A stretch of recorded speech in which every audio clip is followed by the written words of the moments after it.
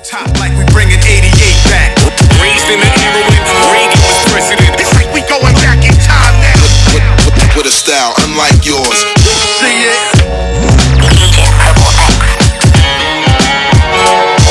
Yeah, good times are great. Purple X, baby.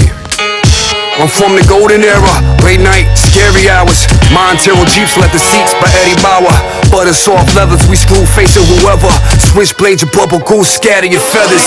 Graffiti writer, tag my name on the train. Brim low, walking slow, better tuck your chain. Don't give a fuck about your fame, what set you claim. Cause to me, basically, you're all the same, bunch of lames. Watch how I squeeze the game. Got your girl smiling, Prince and Charm, teasing your dame. Call my name out, 1,000 niggas wildin' on you. Oh, you getting mad cause I'm styling on you?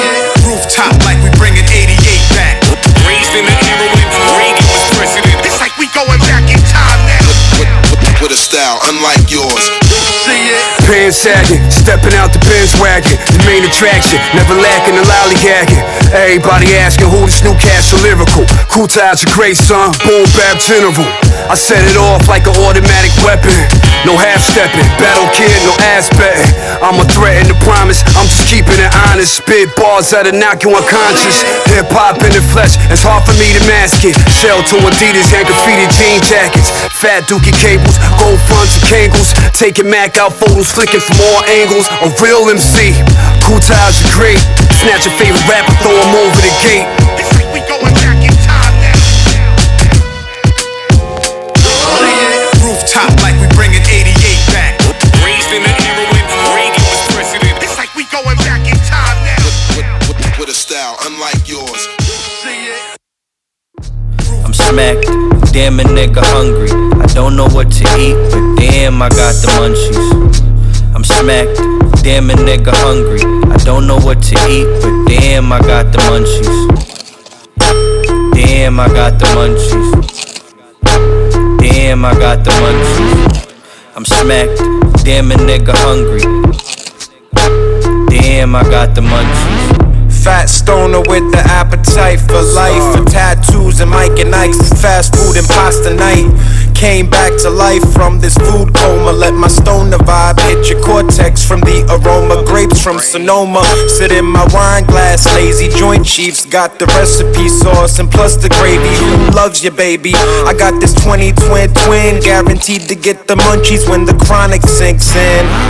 Food for thought, better finish your plate. Can't think straight with visions of fresh crepes. I'm a beast, body a bag of Cheetos.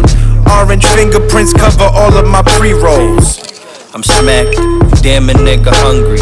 I don't know what to eat, but damn I got the munchies. I'm smacked, damn a nigga hungry. I don't know what to eat, but damn I got the munchies. Damn I got the munchies. Damn, I got the munchies. I'm smacked, damn a nigga hungry. Damn, I got the munchies. I'm on a rocky road, but I see cream ahead. I might need my bed, sparking up this gingerbread. Marshmallow OG and fruity pebbles, can of butter on my blueberry muffins. I never settle, I am fried like Kennedy's. Veggie green and celery, aromatic therapy. Snickers, they tastin' lemony. Sunset sherbet on sunset, sitting heavenly. Y'all smoking dirt, that raise a flag, that's a penalty. Y'all smoke chocolate, that's the Reggie from the 70s. Tangerine dream, THC lean is the recipe. Skittles and Starburst OG, I'm rolling medleys.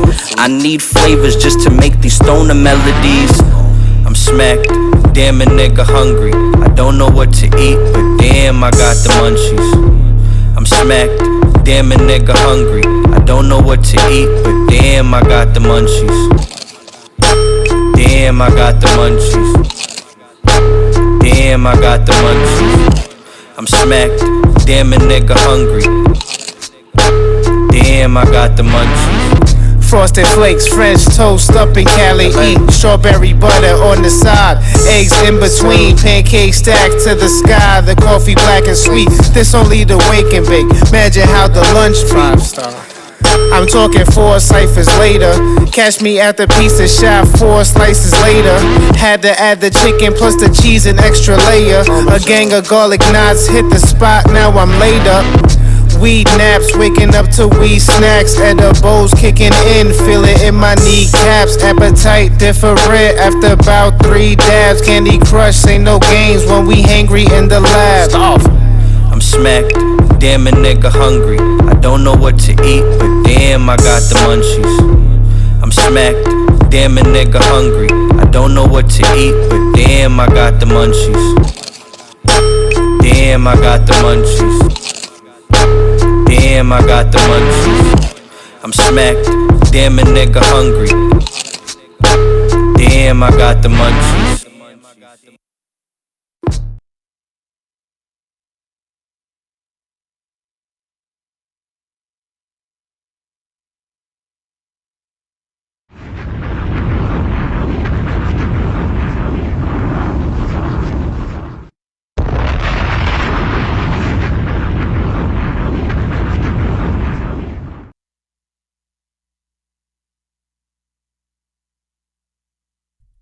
Check. Good morning, Friday, September 7th, 2018.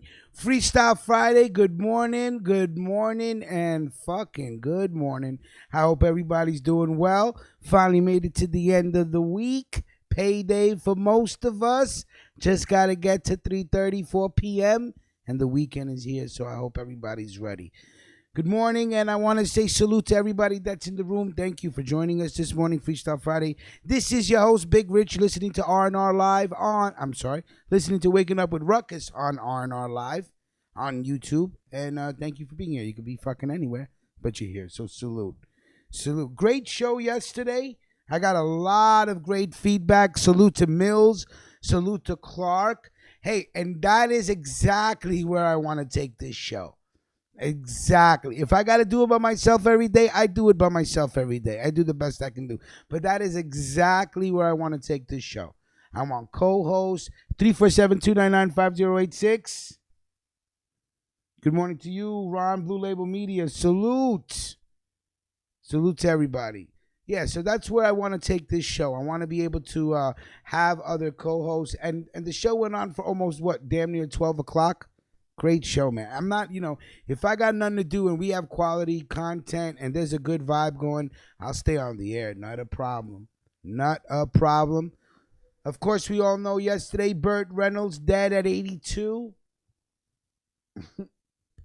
The internet is a savage place, man. Somebody put up a picture of Tom Selleck and said, R.I.P. Burt Reynolds. I was fucking dying this morning.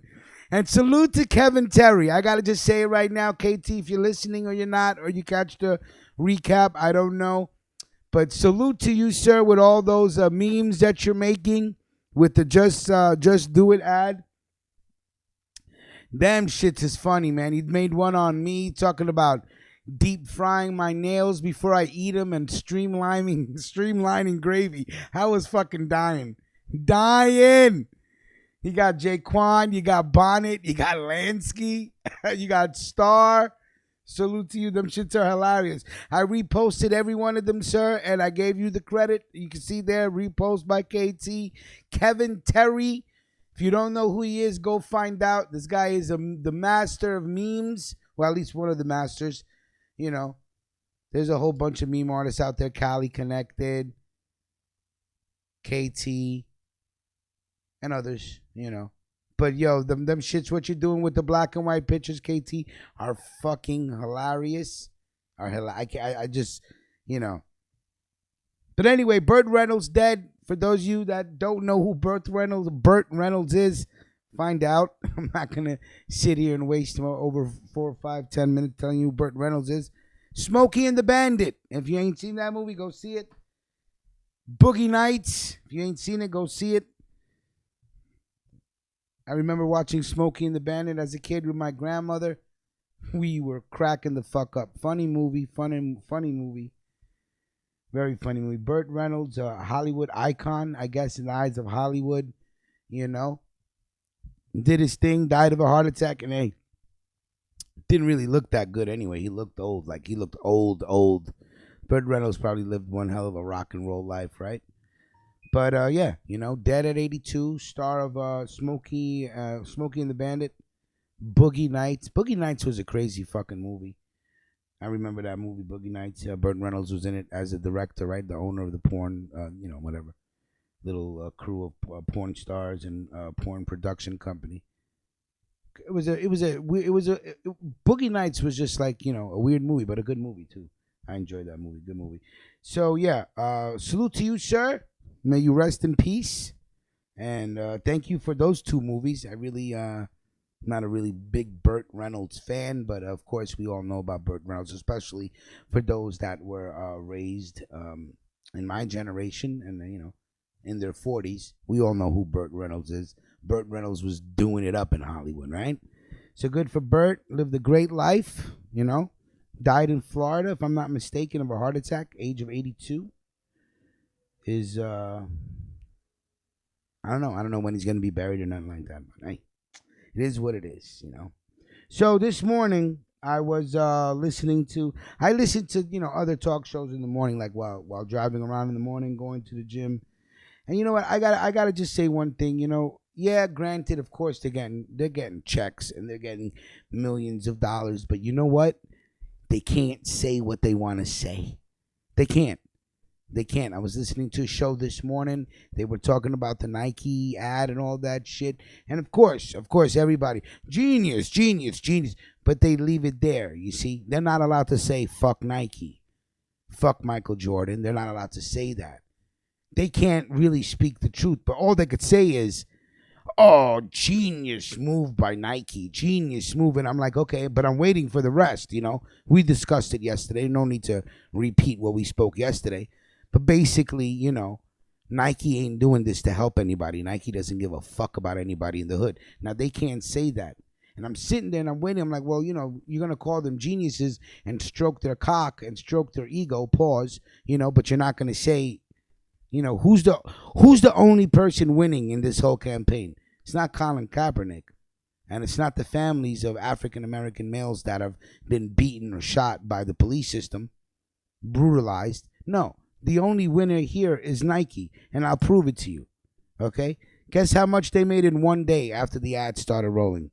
Guess how much they made in one day? I'll tell you. You ready? In one day just off the ad, and the radio, oh, genius, brilliant, hats off to Nike for such a brilliant move. Yeah, but for who? For the fucking stockholders of Nike. They don't give a fuck about anybody else but the board. The stockholders. $50 million in one fucking day because of this ad. One day. $50 million. We could add up all the money we made in all of our lives for everybody that know each other. For the most part, we ain't going to reach 50 million. In one day, this company, this conglomerate, this demonic conglomerate made $50 million off this man's face. That's it. Where are the commercials of the police officers beating people? Where are the commercials of all the videos? See, if Nike was really about just do it, they would play the Eric Gardner video. They would play the videos of police officers beating up African-American men, women, pregnant women.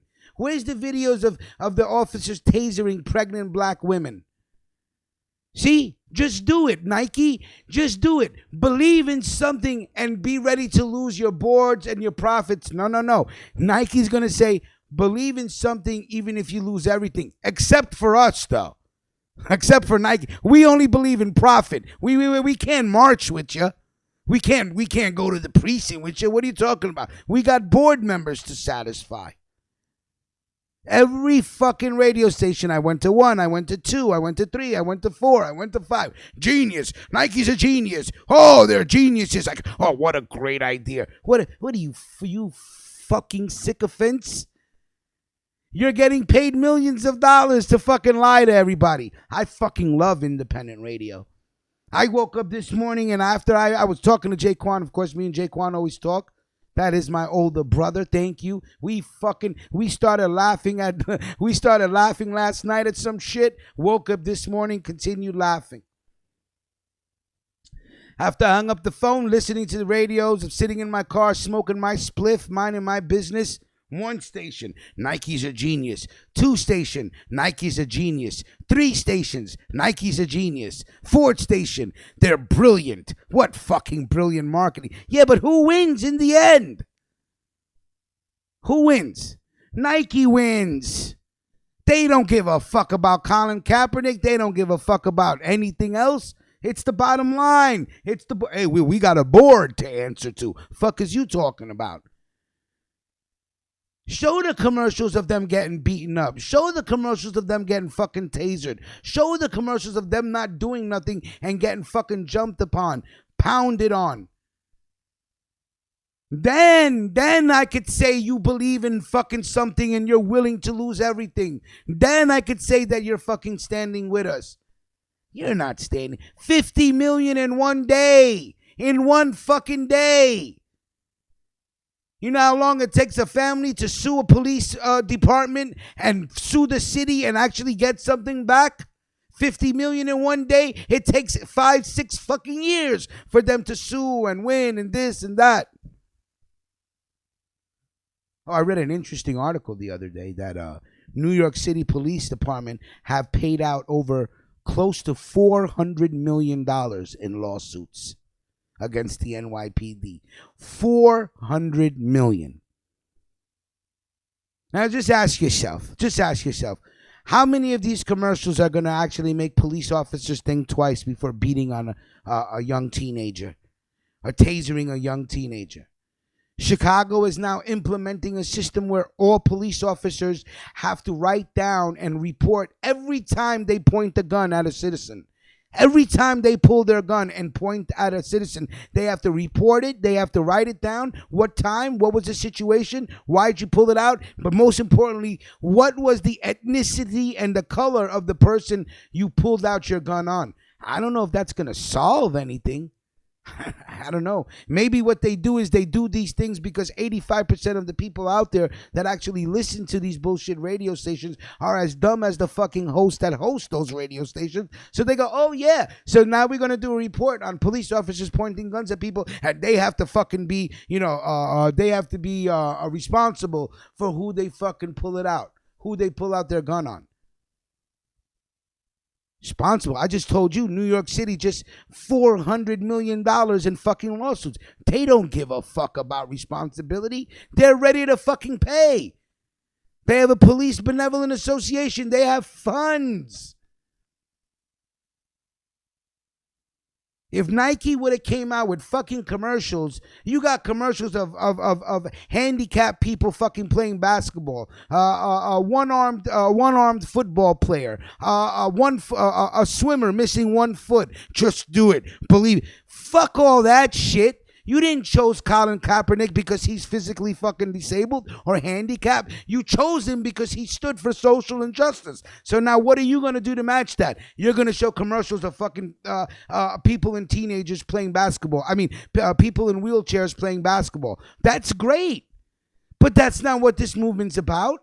See, if you was to put up commercials of cops beating on people, if you was to put up commercials of people being shot, if you was to take those body cam videos that they put up on YouTube of you seeing black males being chased down by cops and a police officer just shooting you in the back and killing you because they can. If you would have came out with that fucking commercial, I would have said, holy shit. These people are really ready to lose their board and everything, but they never do it. They never do it because they don't believe in social justice. They believe in how the fuck they can sell more sneakers. And I don't want to go back to yesterday's conversation. I'm only saying this is because the report came out this morning. $50 million in one day because of the way they rolled out this social media through social media and everything that happened after. You think every fucking meme that's being made with the black and white pictures doesn't kick back to them? In some psychological way, it makes everybody go back to the original campaign. For every one person that's going to burn sneakers, you're going to have 10 of them that buys more sneakers. Oh, no. We got to stand with Nike. Yeah, brilliant. Genius. Absolutely. But it's only for them. Nike is the only winner. There is nobody else that's going to win. Upset Nike, you know? So that's why I said I love independent radio, because at least you can say, yeah, it was a genius fucking move by a fucking demonic and evil conglomerate that only cares about profits. That's it. Nothing else. Nothing else. You know, everybody talking about, yeah, Nike, let's go Nike. You're fucking duped. You're a sycophant. You're a follower. Now, I'm not saying don't buy Nike sneakers or do buy Nike sneakers. I honestly don't give a fuck. I got to get me a white on white Air Force. I've been rocking Air Force since, you know, that's all it is. That's it. Just, you know, I don't give a fuck if it's Nike, Mikey, Dikey, or Likey. You know, Air Force, white on white. Need a pair. 11. Let's go. That's it. I don't give a fuck about that, because no amount of sneakers, no amount of kneeling, no amount of marching, nothing. If every colored person in this country stopped watching football, it would be more powerful than taking a knee. Don't buy tickets. Don't go to the game. Don't order the packages, you know? Now, I was having a great conversation again with Jay. Jay's like, you know, why the fuck should I stop buying sneakers or stop watching football when everybody else isn't? And that's the whole fucking point. That's the whole point. It doesn't matter if you're Indian, Chinese, Hungarian, Romanian, Irish, Thailand, Polish, Italian, Canadian, South American, Mexican, Argentinian, fucking Costa Rican. No human being wants to be beat up by the people that are fucking getting paid to protect society. You're getting tasered, beat, and shot like we're fucking what? Animals in a fucking cage. Animals in a zoo. Being treated like fucking cattle. Now it's a goddamn tragedy. That's what it is. Now if people can unite on the simple fact that they agree that it's a fucking tragedy for minorities and African American and Latinos and colored folk to be treated differently, if you can't agree to that, one person kneeling isn't going to do anything. Yesterday, I was thinking, yeah, if one person kneels, let all the football players kneel. It's not going to matter, man. It's not going to matter. Because, again, Mills Lane said it the best. Can other people afford to pay it? See, the system is rigged. It's rigged. We could beat the system. We could beat the system. But everybody has to stay hungry. Everybody has to stay a little thirsty. Everybody has to stay a little cold. Everybody has to look a little raggedy. Just for a little bit. But it won't ever happen. Because eventually it's going to be like, well, why the fuck do I got to do it? And they will always win because the system is rigged that way. Can you afford to say fuck you? See? Can you afford to say fuck you? That's the difference. I'm just Ruckus Radio, Big Rich. I can afford to say fuck Nike, fuck Michael Jordan all fucking day. It's not going to make a difference. It's not. But if 1,000, 100,000 people, 200,000 people start saying fuck Nike at the same time, the voice is heard. But again, the mentality is either I can stay quiet because nobody else wants to talk, or I can talk and hope to inspire others to talk. So that's it. I choose the latter. I choose the latter, you know. So 50 million in one day off of this genius marketing fucking technique. Genius. And it is. It's a brilliant move. But again, Nike's the only one that wins. So please remember that when you buy your next pair of sneakers. I don't care if it's a pair of Air Max, New Balance, or some fucking Voits. Remember Voits? Oh my God. My pops used to make me wear Voits. I'm like, yo, you're killing me, Pops. He's like, you want to go to school barefooted? I'm like, nah. I'm like, okay. Just know all they want from you is that spending power and your money. Everything they do, the millions that they invest, is to make billions in return. Nothing is done without them thinking. And now that they have, now that we are on the internet and all our information is out there, they already know who to target, how to target. So, the consumer, who is supposed to be the most powerful component of an equation when it comes to capitalism, we all ended up, becoming servants to corporations. So choose who you give your money to wisely. All right. 347-299-5086. This is a Freestyle Friday. The phone lines are open. We can discuss anything you want to discuss. I do have a list of topics here to go down on. To pause. To go down on. What the fuck am I thinking? To go down the list. That's hilarious. Hold on one second. All right. The Roman Catholic Church of New York City. All 7 dioceses. The Roman Catholic Church in the state of New York. Every diocese in New York, all 7 of them, have been subpoenaed by the Attorney General. Everybody has to go to court to testify. It's a wrap.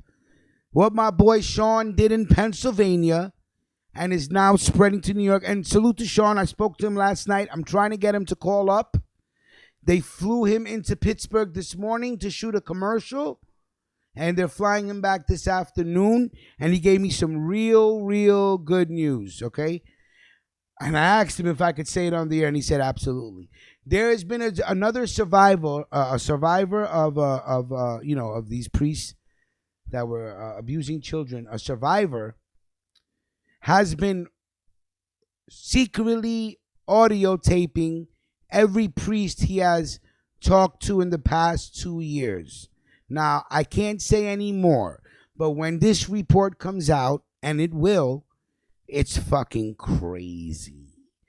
He got priests saying some disgusting, devilish, demonic shit. Oh yeah. Really. Some sick, perverted shit, and that is going to come out. And I'm going to be very honest. What is it? Bishop Cardinal Dolan? Whoever is it, the Bishop Dolan or Cardinal Dolan of New York? I hope they put your head on a fucking stick and hang it up on top of the church like they did in the Game of Thrones when they fucking beheaded Ned Stark and put it up on a pole, on a stick for everybody to see. I really hope, because they're coming for your head. Cardinal Dolan sitting there eating food and drinking and fucking laughing and being greedy and fat and sleeping with these fucking politicians so the church can be protected. That time is done. That time is done. They made so much fucking noise in Pennsylvania. Priests, all these priests in New York, you're no longer going to be protected by the church. It's over. They are about to do a full-scale investigation in New York, just like they did in Pennsylvania. And when they do, and that fucking grand jury report comes out, the numbers will be fucking horrific. Horrific. No disrespect to anybody that believes in the church. Do away with it. You don't need to go to a church to be religious. You don't need all that. All you need to do is be a good person. That's it. Treat people the way you want to be treated. That is the greatest message God has ever given anybody, if he exists. It's the fucking golden rule, man. Just treat others how you want to be treated. So, all 7 dioceses will be called in. They will be subpoenaed. Priests, nuns, all of them will be subpoenaed. There is a hotline that the New York State Attorney General is going to be opening up for victims that were sexually molested or raped by priests whenever. No more time limit. Whenever, if you were touched, if you were raped, if you were molested, in a church by a priest behind closed doors, there is now going to be a hotline for people to call and express what was done to them and possibly file for a lawsuit. I spoke to my boy Sean the other day. He was not going to get a penny. 4 years ago, 4.5 years ago, they said, sorry, we can't do nothing. He's made so much fucking noise that the church is ready to cut a check for him to stop talking. He's not going to stop. He told me last night, he goes, Rich, you know me. And I know this man. This man is a soldier. He is a chef. He went to the island of Jamaica, became a chef, brought some good people, good Jamaican people back with him, opened up a restaurant in Queens, Long Island City. He owns a farm in Pennsylvania, comes from a steel mill. His father and his brothers were all working in steel mills. This man's a hard worker. Fought for 4 years. He goes, I'm not going to stop. Paycheck or no paycheck. Until I take this down, I'm not going to stop. See, he's making noise. He's making noise that's reaching the Vatican. That's what he's doing. He's making noise that's reaching the Vatican. You know the private city in Rome with guards and a bank vault full of money? Because we all know Jesus needs protection and Jesus sure needs a bank account, you know. Jesus must be balling. So, you know, the private secret city that nobody's allowed to go into and all that shit. Yeah, the noise is going there. I think the Pope on down, everybody needs to go. Get rid of the Pope, get rid of the Bishop, the Cardinals, because here's what I want everybody to understand. I will bet my soul and my life on it that everybody knows. Not now, everybody knows for centuries. It's that dirty secret, you know, that scarlet letter that they wear around their neck. It's that dirty secret that they just keep, and recycling pedophiles for whatever fucking reason they protect these weirdos. I don't know. Maybe it's a sick demonic cult in the church. I don't know. But you listen to me. This is on a worldwide scale. A worldwide scale. And this is again, and I'm going to say it again, and this is why I do not believe in the theory of Jesus, Krishna, Muhammad, Allah. No. Because no superior being that had the power to create us, no superior being that has the power to create children will just stand there and allow little girls and boys to get raped for 600 years.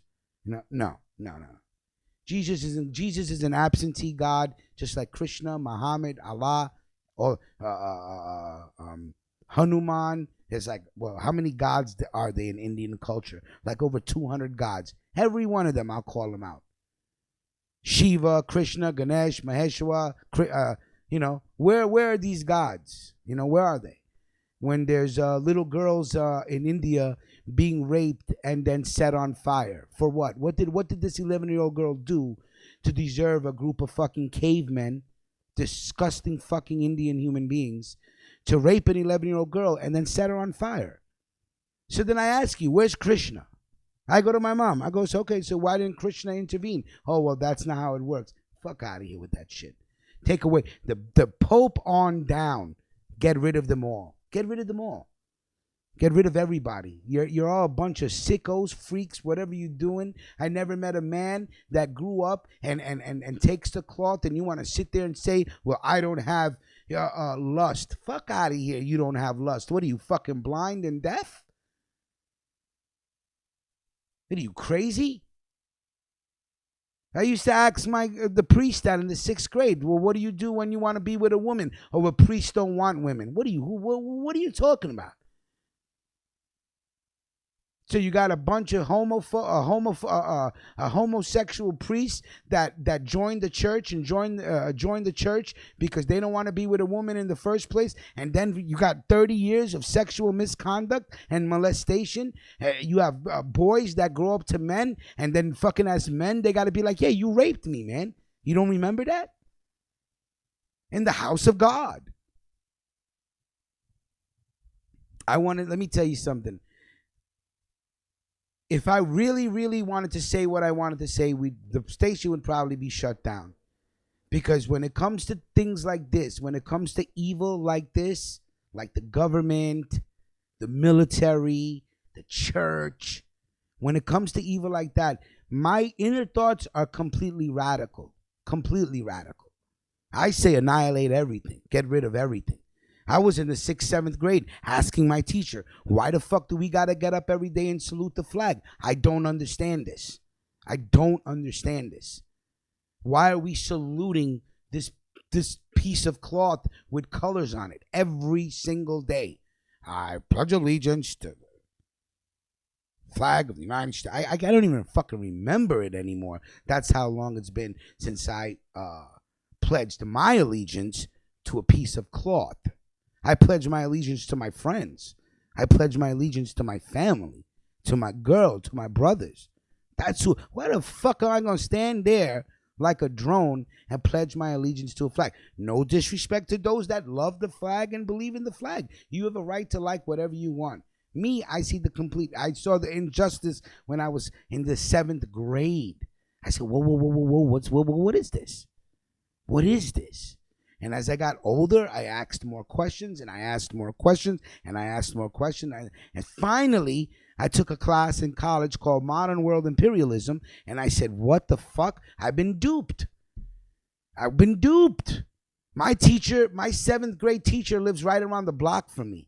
When I first moved on this block and I saw her, I said, Mrs. Gentilella, I fucking love you. You taught me how to read and write phonics, but you fucking lied to me. You bought something and you sold it to the kids that you taught. Now, I'm not blaming you, but you lied to us because you were lied to. All this education we got, history, it's fucking lies. I went to I said, what the fuck? I think I told you this story. My hand was never, I had my hand raised in class for Modern World Imperialism every fucking day. Or what is it, 3 days a week? When a Monday, Wednesday, Friday class? Every day. Every other day when I was in there. But what about yo? I'm like, yo, what the fuck? The maps, the way the world was discovered, religion, things, everything was a fucking lie. They sugarcoat it. So you get up, and then when you grow up, you're like, holy shit. For those that do the knowledge, for those that actually seek the truth, you understand the shit's a joke. A joke. So please, do away with it. Do away with it. Because if it's the house of God, and this is what you're using the house of God for, then you need to burn down the house. Build a new one. I'm not saying burn down the cross. No. Not literally set it on fire. Just do away with it. Demolish the dirt. Wash away the dirt. Let's come clean. Okay? We've been raping kids for thousands of years. We have a sickness. And the first way to fucking cure ourselves is to stop hiding it. Discuss it. Let everybody come forward. I'm sorry, I have a sickness. And then get rid of them. You're done. You're abolished from the church. They don't even do that. They don't even strip them of the cloth. They just go, okay, be quiet. We're going to send you another church. Try not to do it again. That's what they're saying behind closed doors. Man, I can't wait for those audios to come out. It's going to be a bombshell. A bombshell. I wanted him to call up this morning so badly to tell that story about the audio tapes that they have. 2 years worth of fucking recordings with priests saying some of the dirtiest and slimiest and nastiest things you could think of. Dirt. So, I will always be talking about the Catholic Church. I am hoping for the demise of the Roman Catholic Church. I want the downfall of the Vatican. I want the Pope to be abolished. I want these priests and nuns to be abolished, because none of this shit has to do with the preachings of Jesus. None of it. I don't look at Jesus as a God. I'm going to say Jesus was a prophet, a philosopher, that studied Eastern religion and brought it back to the Western world. Okay? It needs to be done with. So I'm glad that now the New York State Attorney General is about to open up a full fucking investigation on all seven. And I want Cardinal Dolan to be the first piece of shit, the first one in that fucking jury box. And in that courtroom, I mean, giving depositions. I dared this man to say he knew nothing. We weren't aware. I dare you.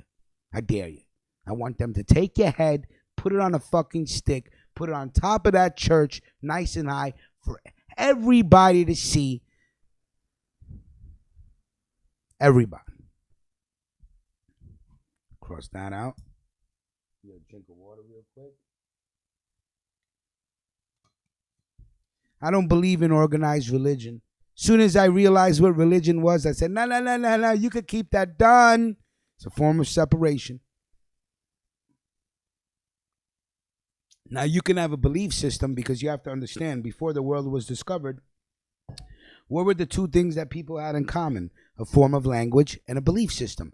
It didn't matter if the Incas believed in the sun and were sacrificing babies to the sun, whatever it is, you had a belief system and you had a language, okay? You had a language. For the Catholic Church to come and go around the world and put up churches like McDonald's, that's business. That's not religion. That's organized syndicate. That's what that is. No different than the mafia. No different than the mafia. And the Roman Catholics, they're in Italy. They know what the mafia is. That's an organized syndicate. When you go to parts of the world that need water and food and you're giving these babies Bibles, what the fuck? You might as well just let them die. Because nothing in the Bible is going to create water or food for these, and I'm talking about the poorest of the poorest, where the church goes and does help and all that shit. Yeah, they can't plant the Bible and grow a tree, but you're cutting trees down to make those Bibles. So, the Catholic Church, please let them fucking do what they did in Pennsylvania to New York. And then go state to fucking state, like you're on a tour. Next state, then the next state, one by one, till you can get this, you can root out this sickness, because these are children, these are babies. You don't want to hear the horror stories that I've heard. They'll make you sick to your stomach. We're talking about 10, 11, and 12-year-old boys and girls. No. Okay? None in the church. You can't have this. So I will keep you guys informed as time goes on. Okay? Now, of course, Eminem, Joe Budden, MGK, all this shit. There was an article yesterday saying that this really bad Eminem album is now starting really bad beefs. Now, beef is good. Because beef is not talking about, meet me on the corner at 3 o'clock after school. No, we're talking about competition to put out the more superior product, beef. You know what I'm saying? So Eminem, or Eminem's camp, because we now know Eminem, the megastar, doesn't do things like other people do. But it's funny because usually if you're going to make a diss record, if you're going to make a record, I think Mills was saying it too, so let me just quote Mills to the best that I can. You usually do it within a day or two, okay? Yeah, it's almost a week now, right? It's almost a week. And Eminem's camp saying we are in the process for making a response. We're in the process of creating a response. What the fuck does that mean? What do you mean you're in the process of creating a response? I don't understand that, first of all. That makes no sense to me. Just you're Eminem. I mean, come on. How long is it going to take you? A week to answer this dude? That's crazy.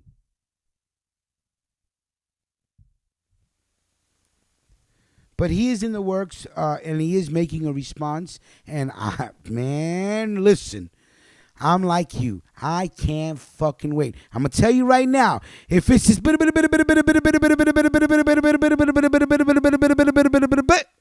if it's that, MGK won. It'll be the first person in Eminem's career that shitted on him successfully. If he comes with that speed shit and I gotta listen to it 13 fucking times to get the bars, no, I want you nice and slow. You saw how MGK did it? You heard every fucking word. He didn't rush himself, and MGK can rhyme fast too. He got a little bit of that. He can do a little twister. He can speed up the bars. You know, he can go from 5 to 20, from 5 miles an hour to 25, 30 miles an hour. He could do it, but he didn't. He took time with every word, with every line, and he wanted everybody to fucking hear what he was saying.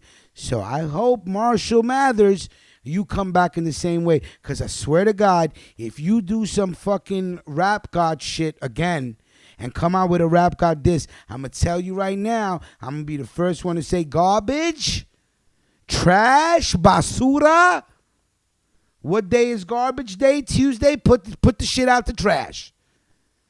And we have to also understand that there's a lot of people out there, ain't none of them said that MGK's track is whack. No. He got props not only for having the courage to do what he did, but it was actually a good fucking song. Some may say great song. I'm going to say it was a very good song. Very good song. And what makes it very good, what makes it almost great, is it's the truth. See? He didn't have to be flamboyant. He didn't have to say, I got more cars than you. No. He actually said, I'm poorer than you. You got way more money than me. I'm sick and tired of seeing you fucking so paid and complaining about it. So he let it all be known. So I can't wait. Oh, shit. Amazing Confections. If you can call in and just talk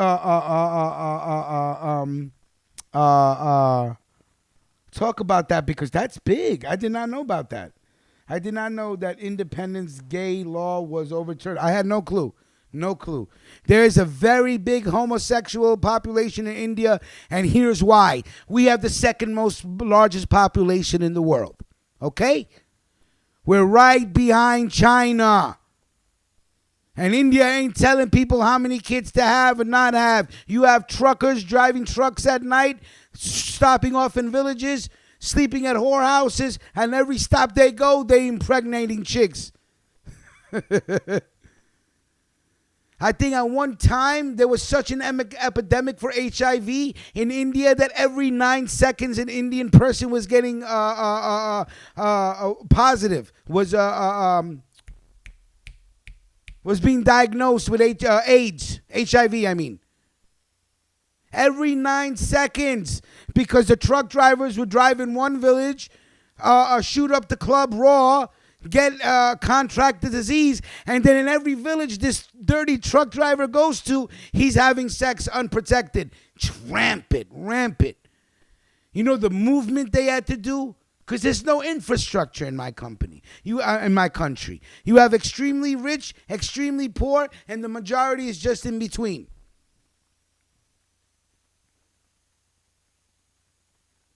But that's good news, Amazing Confections. I will, you know what? If you can't call in, my dear, I will look that up and we will talk about it Monday. I will talk about Indian gay law. Oh, no. Gay independence. Well, let me tell you something. They made a lot of strides in India as far as not living in the fucking dark ages. Hold on one second. Good morning, Brooke. Good morning. How are you? How are you? I am doing great. Hello to everybody listening. I hope all is well. Happy Friday. Happy Friday. Here, I'm very happy. Yes. So, can't talk long, but I heard you, and I just wanted to call in really quick. I just have a quick article from the New York Times, and it's coming out of New Delhi, India. Okay. Let's talk about it. Yeah, India's Supreme Court on Thursday, unanimously struck down one of the world's oldest bans on consensual gay sex, a groundbreaking victory for gay rights that buried one of the most glaring vintages of India's colonial past. So basically, in short, it was a crime punishable by jail and sometimes death to be gay. In Absolutely. India, and this ban has just changed the nature of that, so you can be openly gay and will not be arrested or killed to be gay. And this is the first time I'm being told since the British invaded India. Right, since the 1900s, late 1800s. Yes, that this is being overturned. So, according to my really good friend who's from India, she was saying that back in the pyramid times, there are like scrolls that are on, or carvings that are on buildings of, gay people and everything like that. So it used to happen back in the day. Then the British came and took over India and changed everything and made a law saying that it was, not good to be gay, I guess. Right. And if you were gay, you were going to get arrested or killed. So that's the only thing that I have. Well, first of all, thank you so much, because that's a lot of information in less than 2 minutes, and I appreciate it. And I can expand on the things that you said. So thank you so much. I really, I appreciate anybody calling in, so you know that. Oh, no problem, and hello to everybody in the room, and I'll talk to you guys later. I just wanted to call in really, really, really quick, okay? All right, Amazing Confections, thank you so much. Have a great day. No problem. I'll be listening tonight. Yeah, absolutely. All right, talk to you soon. Bye-bye. All right, bye. All right. All right, our very own Amazing Confection calling in on that info. First of all, yeah, the Indians, we wrote, but the culture, the people, I was born in Queens, so, I can't really say I'm Indian like that, but I've been back to my country a couple times. I eat the food, I speak the language, but that's about it. Now, we know that the Kama Sutra comes out of India, so yes, there was a time when sexuality was open and there was lesbians and homosexuality, and then the British came in, colonized India, and again, colonial law, which forbid gay relationships in public. Hold on one second. Melquan, what's poppin'? The General. Yo, salute. Good morning. Salute. What's going on, my homie? guy. My Yo, God. man. No, wait. First of all, before anything, how are you doing, sir? Man, I'm mentally drained. Mentally drained. Okay. Yeah, but I'm hanging in there, man. I'm holding it down. But I'm on my way to the hospital and stuff to go check on wifey and stuff. Okay. But I was listening. Yo, MGK, I never even heard of him. You never heard of Machine Gun Kelly? No, be real. Never heard of him. I heard it, but I never listened to a word he ever said. Same here. Same here. The only time I've ever seen anything he did was those freestyles on BET and XXL. He's killing Eminem. Killing Eminem. I was in shock because Eminem for years, anybody that even said something slick, Eminem just go in on you. And I think this kid Machine Gun Kelly, like Eminem, not ready for him. He's like a younger Eminem. Shorty's nice. And that one song, he was killing Eminem. I was like, wow. That's what I heard you talking about it. I was like, I gotta call in, man. Like that is, I got MGK. I don't know. I don't care what Eminem is going to do back. Eminem going to sit back and he going to try to dissect him, but he said it all. That's what I think Eminem's going to do, and I want Eminem to dissect him. I want the clap back to be so severe that MGK has to clap back again. Let's get some fucking competition and beef back in the hip hop again, exactly. Man. Because hip hop, everybody's friends. It ain't no real, I love rap beef because that's where the competition comes out. So, you know what I mean? Like it's not competitive no more. Everybody just want to do the same style and and dress and look the same. So I like that the white boys is turning up. I was like, yeah, here we go. This is what we need. We need this in rap. Let me repeat myself for the people that didn't that weren't here from the beginning of the show. The Eminem's camp said that they are working on a clapback. But see, going back to what Joe said, you know what I'm saying? Going back to what Joe said, he is Cocoon. See? Because when it's beef like this, and you got Joe doing a podcast, you got Crooked Eye going live. Now we haven't heard anything from Joe Ortiz or Royce the 5'9". We haven't heard anything. Right. Maybe they don't want to get involved. Maybe their relationship. Or even Everlast. Yeah. Or Everlast. He was murdering Everlast. Remember and that it's some dude on YouTube. I forgot Money's name, but he breaks down everything that Eminem was beefing about. So that's why I saw the clip yesterday. Right. I'm like, oh shit! I was like, yo, it's really going down. So Eminem's just talking to everybody in the industry right now. Trick, and all these cats. He just running it. Yo, right. I like Machine Gun Kelly. I ain't going front. Okay, so I like the song. You heard the song. You're feeling the song. Now, not to get too far away off the topic, but when Joe Budden said he's cocooned, he is. You see, because I guess Eminem is too big of a star to go live. Exactly. I guess he doesn't have Instagram. Because if I was Eminem, I would have been that night, and I would have went live and say, "Yo, Kelly, coming for you." Done. But you gotta have people that have to have their people to go on some radio station and say, "Yeah, we are in the works. We're doing something." First of all, there's no we.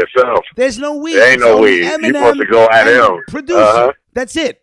Facts. Find me a fucking beat. Let me sit in the studio for 24 to 48 hours, no longer. And the clapback should have been ready 4 days ago. And then I thought they had the clapback, but that was some phony shit. It was like a 1 minute and 18 seconds. It was like the clapback right here. And I'm like, oh, word, here we go.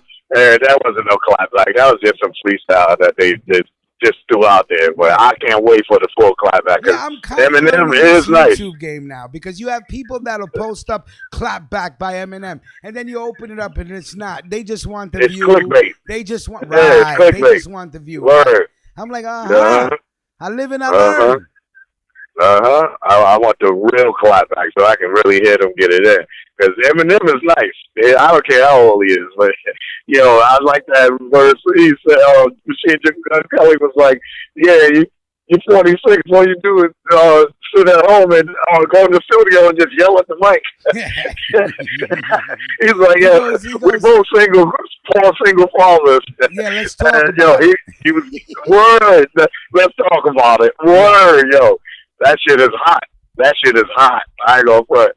Because Eminem usually, like, he just takes your soul away. And then for years, though, you gotta understand, Eminem, the only people who really clapped at, like, really was, like, Ja Rule and Joe Budden. He say a little here and there. But then it was, like, Christina Aguilera and, you know what I mean, a bunch of actresses. He was getting at Angelina Jolie and shit like that. But I never heard no rapper get back at him, though. Here's the crazy thing. Not only am I waiting for a response for MGK, but what about the response to everything Joe said? I know. I can't wait for because Joe Budden get busy too. Machine Gun Kelly's song was only clocked in at 4 minutes and 48 seconds.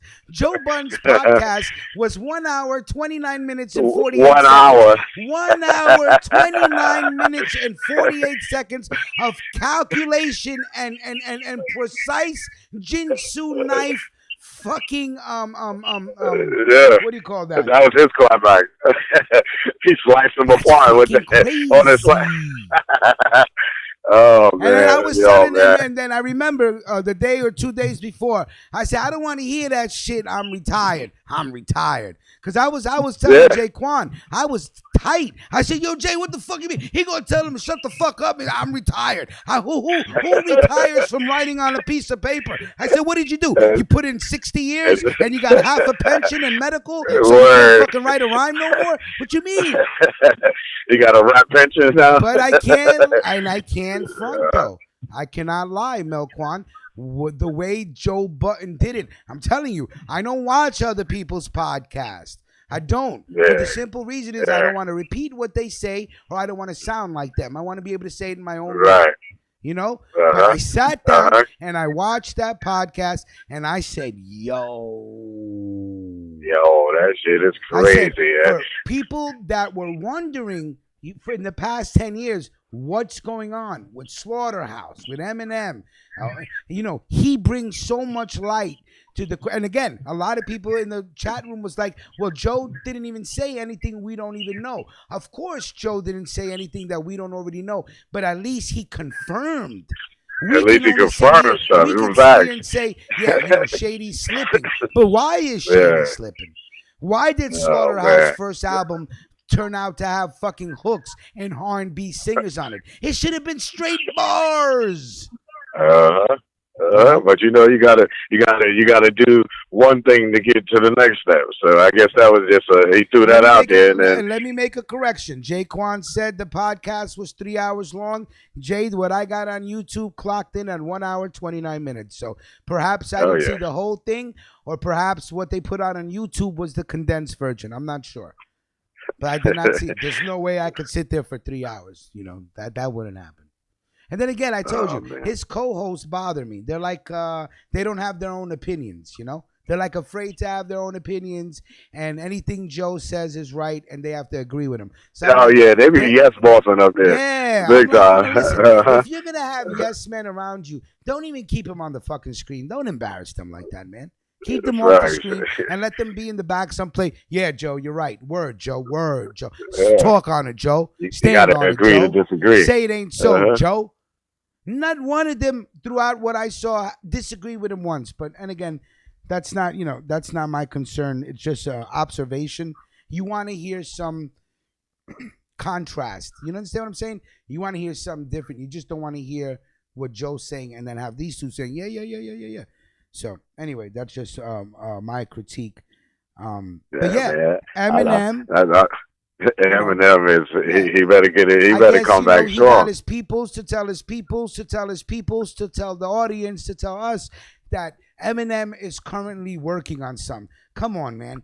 Joe just lady, what are you doing? Yeah. Like Joe people can't drive. Oh my God. And you're still on that bougie shit. So either you don't have a clue of what's going on, or you're so fucking isolated by the people around you because you're their payday and they don't want to lose their fucking money. So they fucking isolate you and protect you, and they're no. Go through us. We gotta protect you. Fuck out of here, man. I'm talking about a kid that walked into New York City, the only white dude in the fucking club, with Smith and Wesson laughing at Eminem, talking about, okay, white boy, you want to battle everybody. At the end of the fucking night, the Smith and Wesson was like, dear Jesus. Yeah. and then we all know the story that he almost got signed, Eminem almost signed to Boot Camp Click. You think Smith and Wesson didn't call up fucking Buckshot and say, yo, you got to hear this dude? Because he used to run with the Outsiders.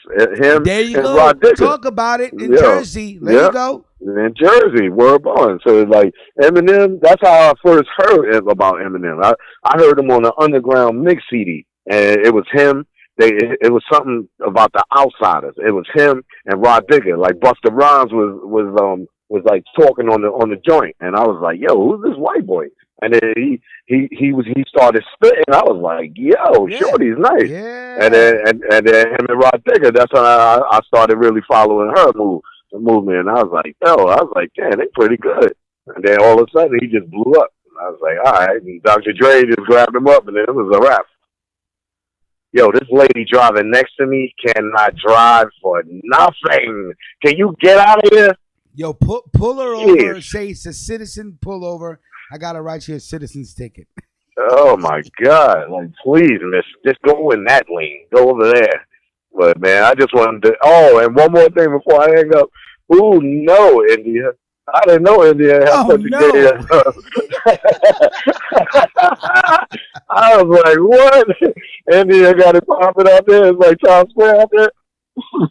But hey, man, it's everywhere, man. Like, right now, the gays is taking over. I don't knock nobody hustle. Just don't look at me and don't touch me. You know what I'm saying? I got gay people I know. I grew up with. I got gay friends. It's funny in India family members. We're gonna get back to that conversation.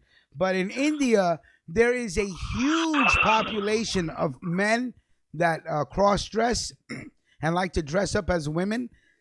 See, I would think how strong their religion is that they wouldn't even tolerate that. Yeah, well, like I said, I mean, I guess, and I asked my mom, and because in 1997, I went to India for my cousin's wedding. So I went out there for 2-3 months, just chilling with my uncles and aunts. And the day of his marriage, you walk like 2-3 miles from the groom's house to the wedding site, and then you got a band playing in the streets all the way there. So it's very festive. You know what I'm saying? Oh, it's like a Michael Corleone wedding? Yeah. They do it up. The music, the flowers. So I'm walking 3 miles, and I'm just like, damn, it's hot. So I take a break. I roll up some Uptown Chronic. I'm in India smoking, lighting up Indian dude. Yo, dude, I swear to God, I rolled up a blunt, right? And there was these 2 Indian dudes, and they smelled it. And they look at me and they go, ganja? And I go, ganja. And they go, ganja? And I go, American ganja. And they go, American ganja?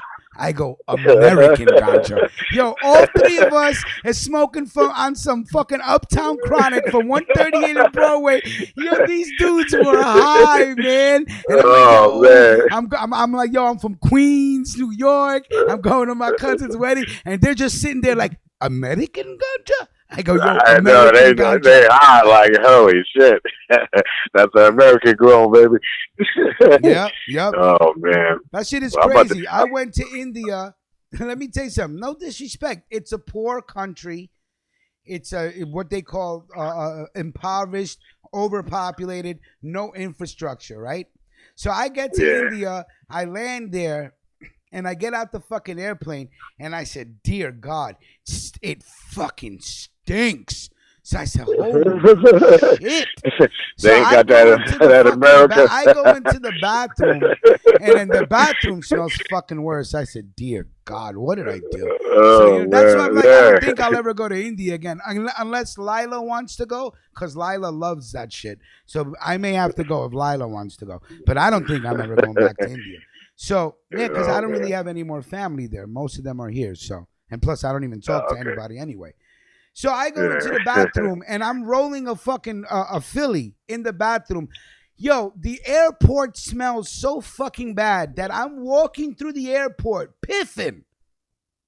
And they don't even smell the chronic. And they don't even know. They're like, okay. Waiting for my luggage. I'm getting suited. It's like 4 in the morning. It's already 91 fucking degrees at 4 in the morning, and I'm fucking suited, waiting for my uncle to pick me up. But yeah, it's That's because we westernized. We use deodorant. We use cologne. You know what I mean? Like we move a certain way. You go outside of America, everybody got that odor. Everybody's culture is different. And plus, what the fuck? You go to India, and I'm the one with cologne and deodorant, and they're looking at me like, you smell funny. I go, no. Yo, you smell funny. Word, like, yo, fucking normal. What the fuck is you talking about? They like, yo, you stink, my nigga. He's like, shit, I washed and put deodorant on. Oh, man, that's crazy. But hey, man, that's what makes the world go round, man. We all different. Bring us all together, man. But I'm just pulling out right now to the hospital, man. I just wanted to call and salute to everybody in the nation, everybody in the room. Salute to everybody, man. Yo, just keep your prayers up for my peoples, man. The prayers go a long way, man. I ain't highly religious, but prayer is very powerful. You You know what I mean? Salute to everybody, man. Everybody have a blessed weekend and stuff, man. You too, brother. I send you right. positive vibes, and definitely. I wish you get through this, and everything's all right, brother. All right, man. Yo, salute to you, Ruckus, my guy. I'll talk to you soon, man. Amazing Confections, your friend, that's from Gujarat. We're from the same place. He's Gujarati, I'm Gujarati. He knows those airports smell like shit. Yes, he does. You're absolutely right. Now, let's get back to India, what we were saying. This was a colonial law that was brought down upon the land by the British Empire, banning homosexuality. Now, it's funny because, again, when I went to my cousin's wedding, the cross-dressers, the men that like to dress up in the saris and put the red dot on their head and the makeup and the bangles and the ankle bangles and all that shit that Indian women do, they dress up and they come to your wedding and harass the groom and will only leave if you give them a donation, and then they give you their blessings. So it's just fucking weird. And I looked at my mom and I go, what's going on? And she was just like, this is what it is. Now, excuse me, sorry about that. Them reversing this law and saying that you won't get arrested is one thing, but you not getting killed, that's not guaranteed. What they're saying is, if somebody hits you now or attempts to hurt you, you can press charges against them. But these fucking villagers that never seen electricity or running water, and that are fucking involved in mysticism and fucking the cycles of the moon and all that bullshit, they're burning 11-year-old girls alive after raping them. What do you think they're gonna do to open homosexuality? Are you kidding me? Richard Gere came into India to promote some movie or something, kissed an Indian actress on the cheek. They wanted his fucking head. Those fucking villagers that still think it's fucking 1233, the year of whatever,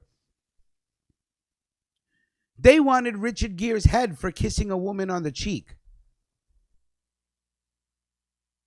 You know what I'm saying?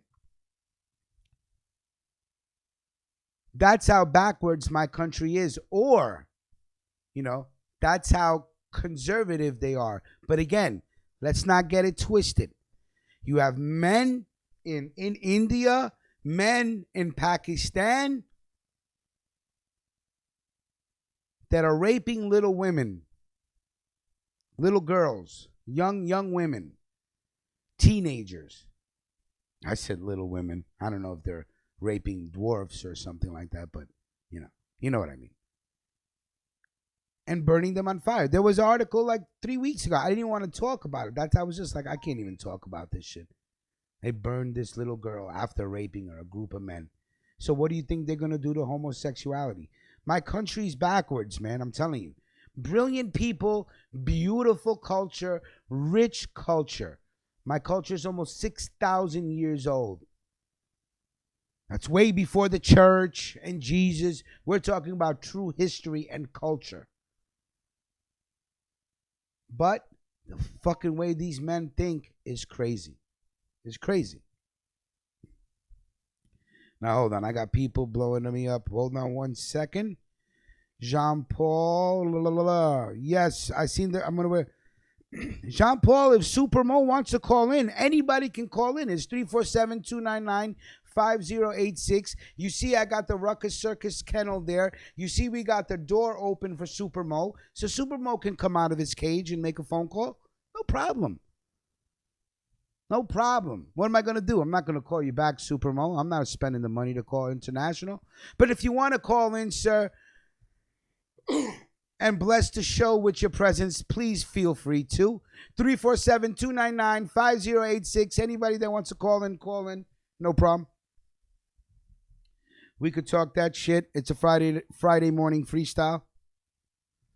Hold on 1 second.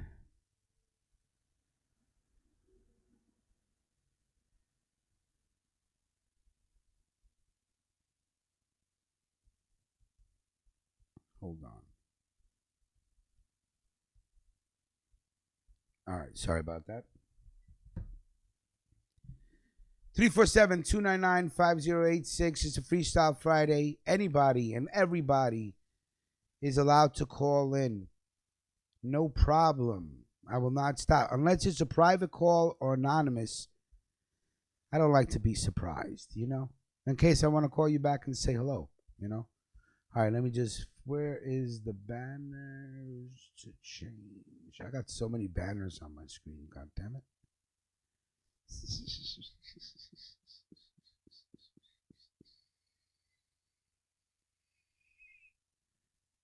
Interesting. All right, I'll find it in a little bit, no problem. Oh, there you go. Boom. Boom. Okay. So yeah, India, gay independence. All right, so that's going to be interesting. Now, if I was homosexual in India,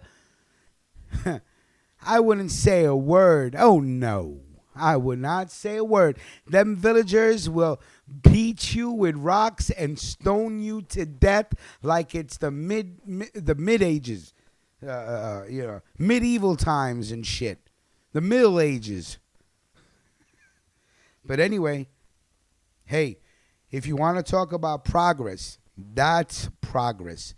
You're talking about one of the most conservative countries in the world. You're sometimes, if a man is caught holding a hands woman in public, they get reprimanded. That's how it used to be. Now, what my mom told me is that it's completely westernized. They have MTV.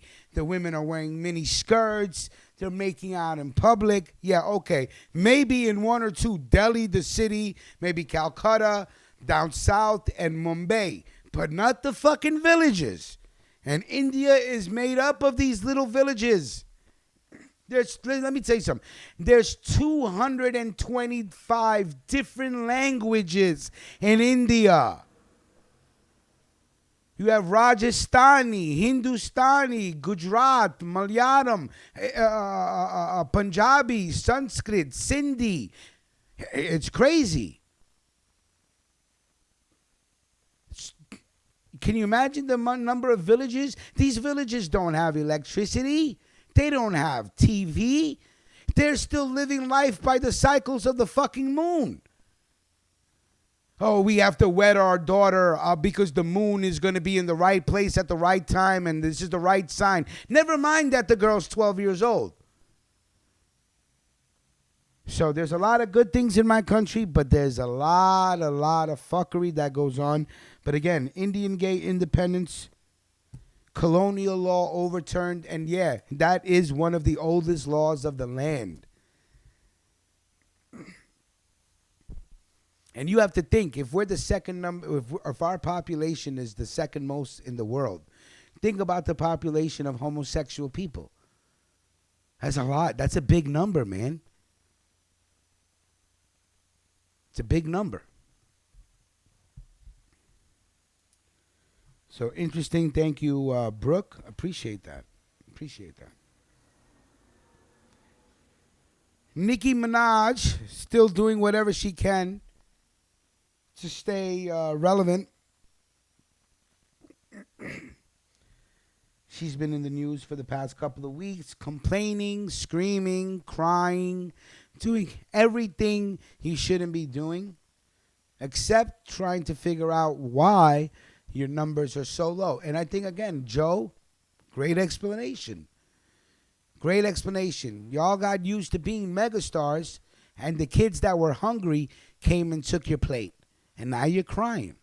Oh, well.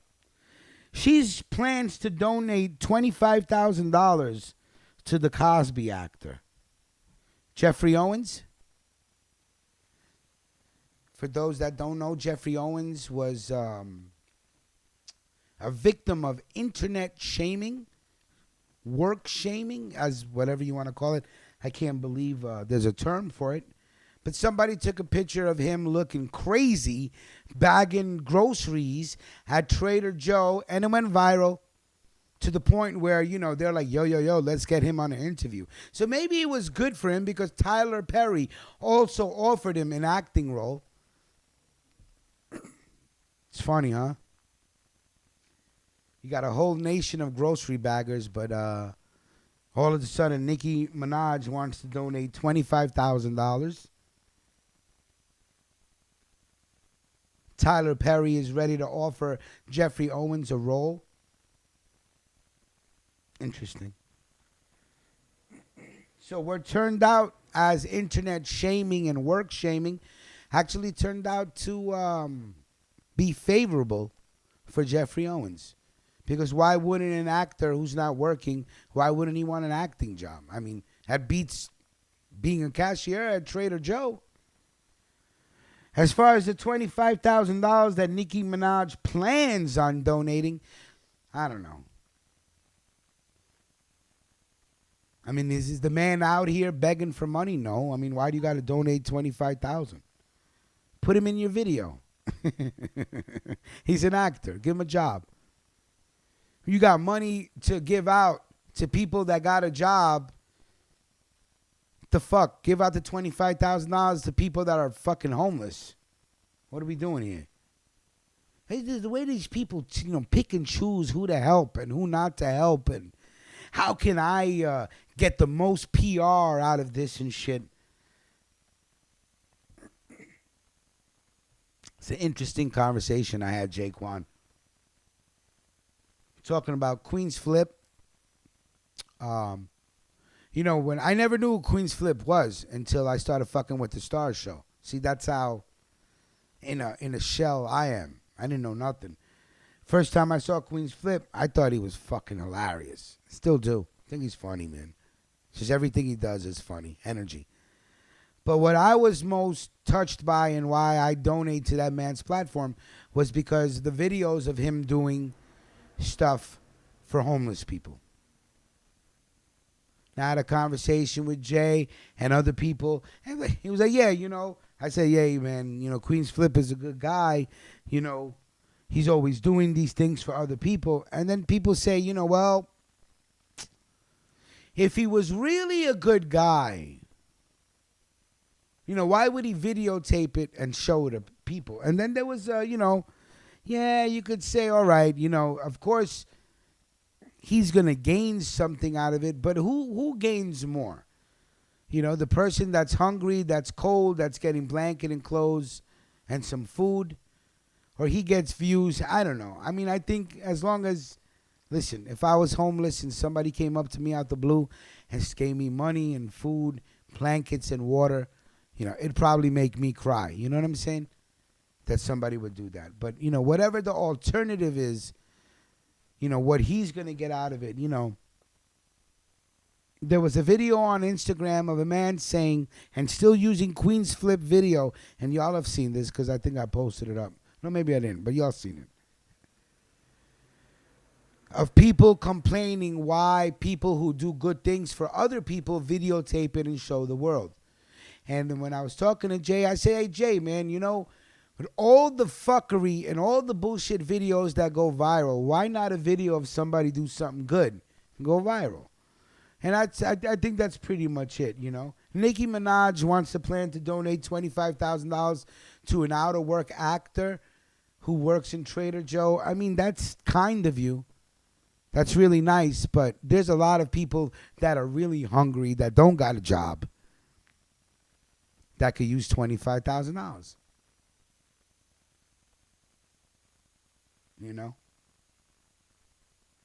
So is it a play to get views and to keep her name in everybody's mouth, or is it a good deed? I say a little of both. But let's say I bet you Jeffrey Owens doesn't take the money. You think he'll take the money? You think a man that would rather bag groceries at Trader Joe take the $25,000? I don't think he takes it. Honestly, if I was Jeffrey Owens and she was like, I'm going to donate $25,000 to you, honestly, I think I'd say, fuck you.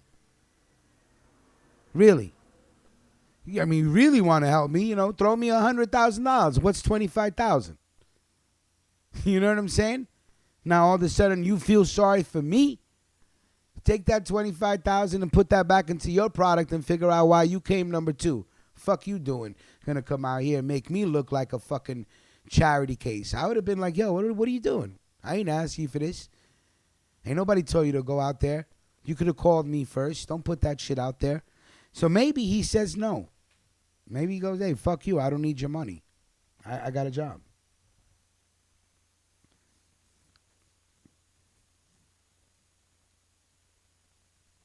I don't think he takes the money. Honestly, he just seems like that type of person. A person that is an actor, that has no qualms with working in Trader Joe, bagging groceries to earn his money, will not let you sit there and say, hey, I feel sorry for you. Here's $25,000 and take it. I don't think so.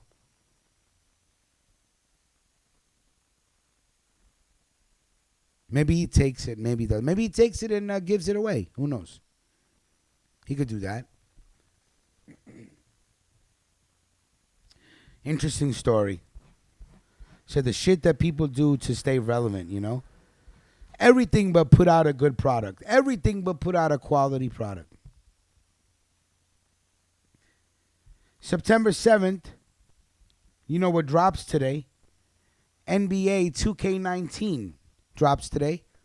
And after I get my haircut, I will go cop it. Here's the sick thing with me. I buy the video games, but I don't play them. I got a sickness. I do. I just got to have it because it's like, yo, you got it? Yeah, I got it. But I ain't open it yet. So NBA 2K19 comes out. Of course, I guess LeBron James will be in a Lakers uniform. So that'll be interesting. There's some articles about the rating system. I don't know.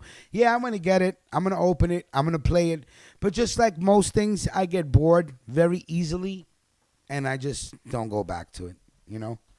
But NBA 2K19 does drop today. And, of course, you can go to your store to get it. Or you can download it through your PS4 if you have a good enough Wi-Fi connection. And as well as that new Spider-Man game. Now, I don't know if people are into role-playing games and all that shit, but that Spider-Man game, it's based in New York City, and the whole world, the whole city of New York is open to you. So you can go into stores and you can be on every fucking building. You could go to fucking Queens, Brooklyn, Manhattan. Shit is sick. So I may just buy that as well, just to fucking sling around the city and see what I, find in the video game. So those two games, if I'm not mistaken, come out today. PS4, Xbox One. So for the gamers, I know everybody will be going to cop the game. I'm gonna cop the game. I didn't play last year's game at all. I'm pretty good. I'm pretty good. If I start playing, I start going live, playing with different people, and I get better. Last year, and of course, once we started the platform and all that, I was all into this. Like I said, since July 1st of last year, I basically stopped watching TV, stopped playing video games, and just got into this movement to get us to where we are. But again, for the gamers, and again, I'm going to go out and buy it today. I may buy both games, so I just may buy both games, and I guess it'll be an NBA 2K19 weekend. For those in the audience that do play with the PS4 NBA 2K19, DM me your screen name or whatever it is, your player tag or whatever the fuck it is. That's how long it's been since I played. And I'll add you to the system so we can start running some games with some people. And let me know for all the people that love basketball out there, if anybody's interested in doing a Ruckus Radio Fantasy Basketball League, let's go. Let me know who's interested and we can get it popping. I usually do a private one. And we each put in $100 with 8 people. So I don't know if we can get more than that. But if we can do a 12-team league. Everybody puts up 100, first, second place, third place. And I'm not fucking around. If you don't want to do it, just, don't say we're going to do it. And then I got to run around to get the money and everything like that and shit. I'm not trying to do that. But if people are seriously want to do this, let me know. Salute to Cliff Bravo. ¿Qué lo que es? Huh? Salute mi gente. Vamos, Rich. You like how I did that with the Spanish? So yeah, NBA 2K19 out today, as well as Spider-Man. If I'm not mistaken, I may fuck with both of them. Now, hey, I know this morning I started late, so I didn't get a chance to play any music this morning. Just a couple of tracks before we came on. Cool Taj the Great and Joint Chiefs. Trying to get the Joint Chiefs' first 2 albums so we can mix that up and play some new songs. I really like the Joint Chiefs album, man. It's banging. Salute to 707 Cortez. Text me, tell me you got some new music on the way. I'm waiting for that, sir. Salute. All right. Last story. Great fucking story. Funny as fuck. There was a video last year. Christmas time, I think. Let me say exactly when it was. Shit that goes on in this country is crazy. And Mills, this has to do with Philly. So maybe you heard of this story. I just want to pull the article up. Okay. Let's see.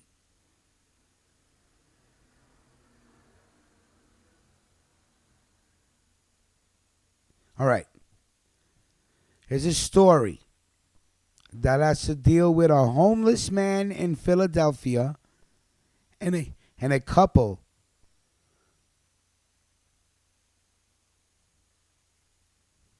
from New Jersey. And this Philadelphia man, and I'm going to tell you his name. His name was John Bobbitt. Now, John Bobbitt was at a gas station on the I-95 outside of Philadelphia when a couple got stranded in a gas station and had no money for gas. This homeless vet by the name of John Bobbitt gave up his last $20 to give to this couple so they can fill up gas and go home. The couple filmed it. Okay? And went viral. And then the couple said, hey, let's open up a GoFundMe page for this man and raise some money for this man. Now, they wanted to raise about $10,000, $15,000, $20,000. Nothing much. They ended up raising almost close to $500,000. $500,000 raised on a GoFundMe page for Johnny Bobbitt Jr. Okay? That's the name of this homeless vet. Last month, Bobbitt filed a lawsuit against the couple because they ripped him off of the money. Now, the couple's home got raided yesterday because they're trying to look for the money. Now, when the police got there, strapped with a warrant, and looked through their shit, they took some shit away. They took a brand new BMW away. And the money is gone. Now, when I first read this article last week, I think it was last Friday, I was on my way to the Bronx. I was talking to Jaquan. And I said, Jay, you got to hear this shit. And I told him. Now, at first, the wife said the boyfriend has a cocaine habit. And he was fueling his addiction for booze and cocaine with the money. That was the initial report, allegedly. $400,000+. So now they want to know where the money is because none of the money is in the GoFundMe account. It's all gone, according to the lawyer that's representing the homeless vet. It's all gone. They only gave this homeless man $75,000 out of $400,000. That's crazy. Brand new BMW in the parking lot. They took that. They towed that away. And the couple claims that they bought that with their money. Listen, how fast before the wife snitches on her husband and says, yo, this nigga took all the money. I got nothing to do with it. Let me cop out now. Or do you think that they're going to take the plea together? Because the money's gone. The money's gone. All the homeless person got is $75,000. That means $325,000 or more this couple kept. And it's interesting the way the minds of the people work. If you was to say to people, look, let's organize ourselves and, start some sort of a lottery, right? Everybody donates their money, and there's one winner a day. Accumulate 100,000 people. Let everybody put in $1 a day. Once you win, you're out of the lottery. Everybody wins eventually. Nobody will do it. Nobody will do it. Nobody will do it. Nobody will do it. But if you put up a story and have people feel sorry for you, or be like, oh my God, that's so nice. Oh my God. This homeless man gave up his 20. Oh my God, we're going to donate. What are you, a fucking moron? The homeless man didn't open up the fucking GoFundMe page. How the fuck do you know that your money is going to go to that homeless man? 14,000 people worth of fucking complete idiots gave these couple money. Just like that. Oh, yeah, we're going to give it to him. We're going to give it to him. So what's the law here? I mean, what are they going to be charged with? Fucking a white-collared crime? What do they do? Dupe people out of $400,000? I mean, I don't even know. What kind of charge is that? Because the money's gone. They actually raided the house because the people, they thought that the cash was physically there in the house. Because if you took it, where is it?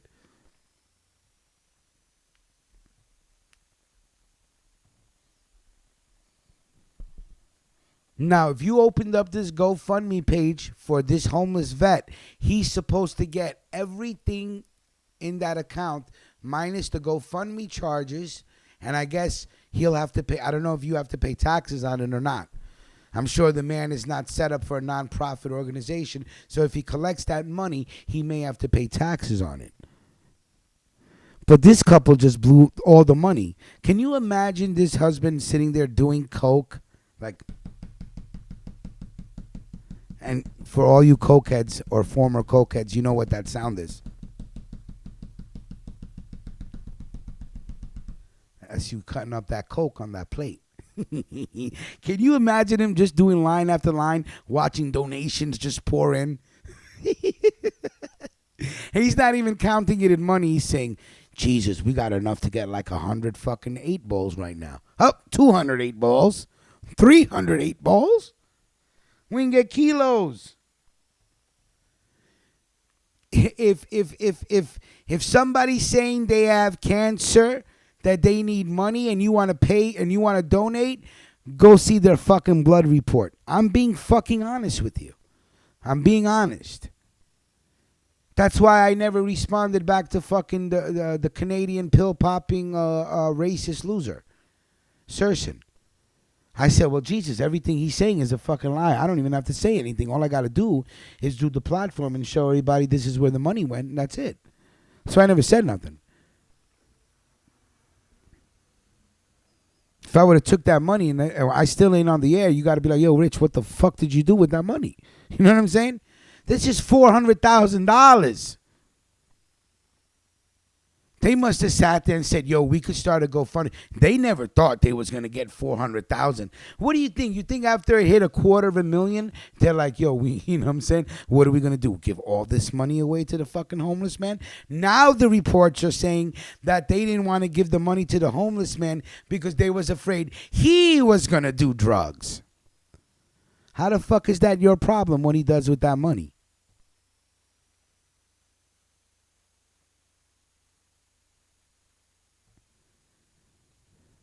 So they didn't want to give the homeless man money because they thought he was a booze and a drug addict. So they only gave him $75,000. You know what a drug addict can do with $75,000 cash? It's not like you gave the man a check. Maybe he doesn't have a bank account. Like, how did you pay him? In a money order? No, I'm pretty sure you got the money out cash and gave it to him. Or something. I don't know. Maybe a bank check. A cashier's check. So you said we didn't want to give him the money because we thought he was a drug addict, so we gave him $75,000. You know how far $75,000 to go with for a drug addict? He'll have a nice time. So you give him $75,000. What happened to the other $325,000, $350,000? It's fucking gone. They don't know where it is. Can you believe that shit? That's crazy. They honestly don't believe they know where the money is, and I'm just like, yo. Now, of course, the criminal-minded me, the part of the part of my mind that is a criminal, not a practicing criminal, but perhaps sometimes thinks like a criminal. I'm saying, what a lick. What a great lick. 400 G's on 14,000 suckers that felt sorry or were moved by this man that fucking gave $20 to this couple so they can get home. Why the fuck would you send the money to the couple? First of all, any GoFundMe page saying, hey, we're raising money for something else, what the fuck? If you don't got proof, I'm not giving you a fucking penny. See, I gave Queens Flip my money because he was out there giving homeless people fucking food, sneakers, jackets, towels, clothes, water, hot pizza, whatever. I said, yo, let me send some of my money to this dude. He's doing the right thing. I would have never gave it to him if he said, this is what I'm going to do or I'm going to give it to the homeless. Oh, well, you know, how do I know you're going to give it to the homeless? Shit. I wouldn't even have started the GoFundMe page if it wasn't for Jaquan. I asked Jaquan. When he told me, yo, open the GoFundMe page, I'm like, nah, man, what, you fucking crazy? You want me to ask people for money? I can't do that. I said, I'd rather wait longer, save the money myself and put it together. He goes, no, man, no. Open up the GoFundMe page. Let's get this platform started now. You on some. That's how the GoFundMe page came about. That's where it is born. Fuck am I going to ask another hard-working man for money? That's crazy. But this couple, they took the money. Oh, look at it. This just in right now. Ex-Cowboys running back Joseph Randle arrested for rape. Okay. Some of these football players and just, I don't know, man. Are they victims or are they just wrong place, wrong time? I don't know.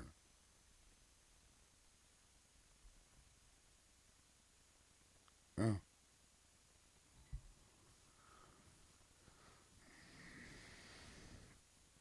But that just in right now. That just appeared across my screen. An amazing thank you for the article on the law being overturned in India. We may talk about more of that on Monday. So it's Friday, man. I don't know what's everybody doing. You know, we have our usual turn up tonight, Friday night turn up. Always have a good time. Let's see, NBA 2K, New Jersey. Yeah, so this New Jersey couple, they actually raided their house yesterday looking for the cash. So I wonder what they did with the cash. Whatever it is, they're going to have to pay for a lawyer, so imagine they pay they paid the lawyer with the money they stole. This is America. I love that shit. Hey, listen, we got some cash. So I'll have to pay you in cash. Where'd all the money go? We gave it to him, the lawyer. we needed representation. Only in America. Only in America. Now, What else is there to talk about? I did want to talk about, yes, Nazir Jones. Of course, we need to talk about Nazir Jones, the king from Queens. Hold on one second. Mills. Good morning, Rich. Mills, good morning to you, sir. What is happening to the homeless vets in the city of Philly, sir? They're being taken advantage of, sir, on your watch. Yes, on my watch, and I like to offer sincerest apologies for that because, like most people, they didn't think he had internet access to see a GoFundMe page. So. There you go. Yeah, if I'm going to have a GoFundMe page for somebody that I don't think has access, he doesn't know how much money I raised. I give him $75K and tell him to step.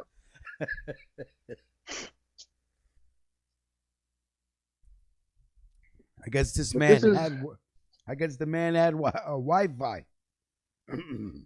Got that right. And an Obama phone.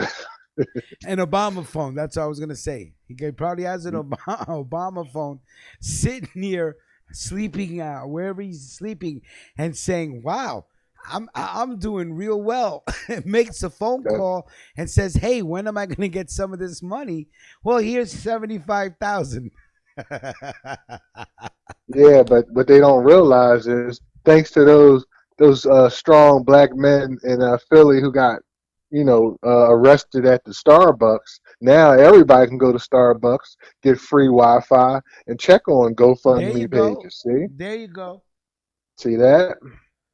You don't my. necessarily need to have a home to Oh be no! able to observe your GoFundMe page. Got that right. Yeah, man, Philly is a crazy cesspool. Story, man, because I was reading it from last week, and I said, "Wow, 400,000! Can you believe that? You could sit at home and become a millionaire if you got the right story." And I ignored the story because I just ignored the story. I saw some faces. And I said, yeah, these people are not speaking to me, so. Like John Bobbitt. I saw the name, like, oh, ain't that the guy that got his tool cut off by his wife, by Lorena Bobbitt? Yeah. Yeah, I thought that was that guy. I'm like, what? He falling on hard times, huh? Shit. First he lost his Johnson, then he lost everything else, and now he's in the streets. Oh, yeah. Wow, so let me ask you something, Mills. Did they have to do right by this guy and get him that $400K? No. No. Because if I'm their lawyer, which I'm not, and I'm also not a lawyer, for those wondering, I would argue as a nonprofit.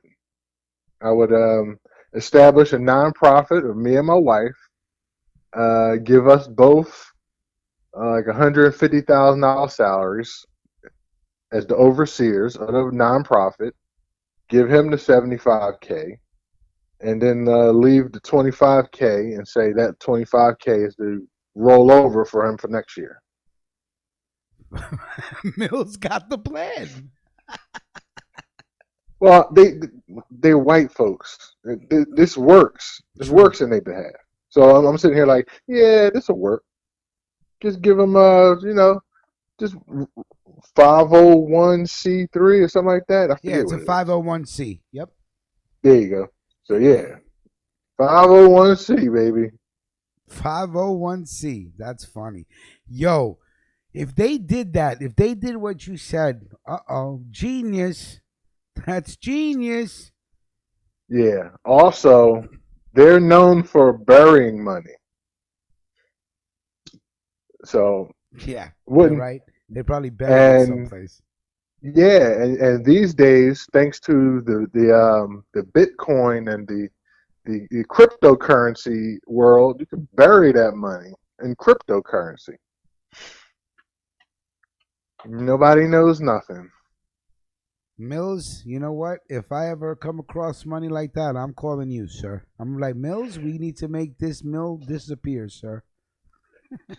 Yes, I'm just a strategist that likes to mess around on YouTube and Instagram.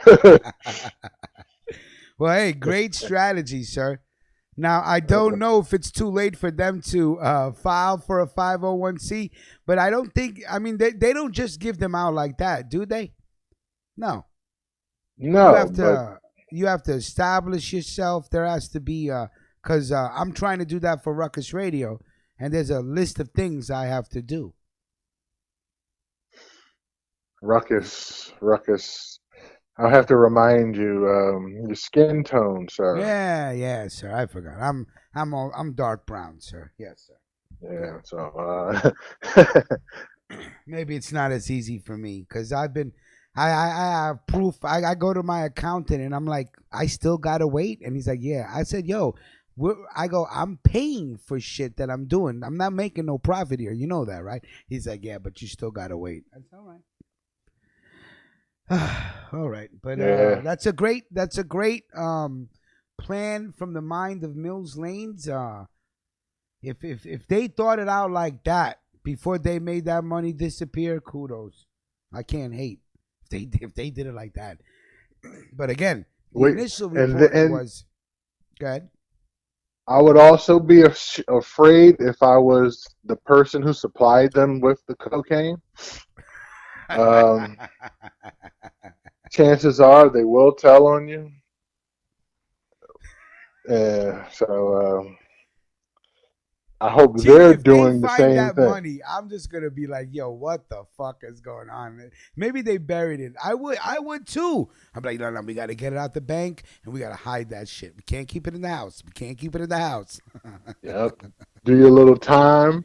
Once you do your time, then you can come out and get the money and move on. Yeah. I'd be driving around like Henry Hill in Goodfellas when he thought the helicopters were following him, all coked out. That would be me looking for a place to fucking hide money. That's crazy.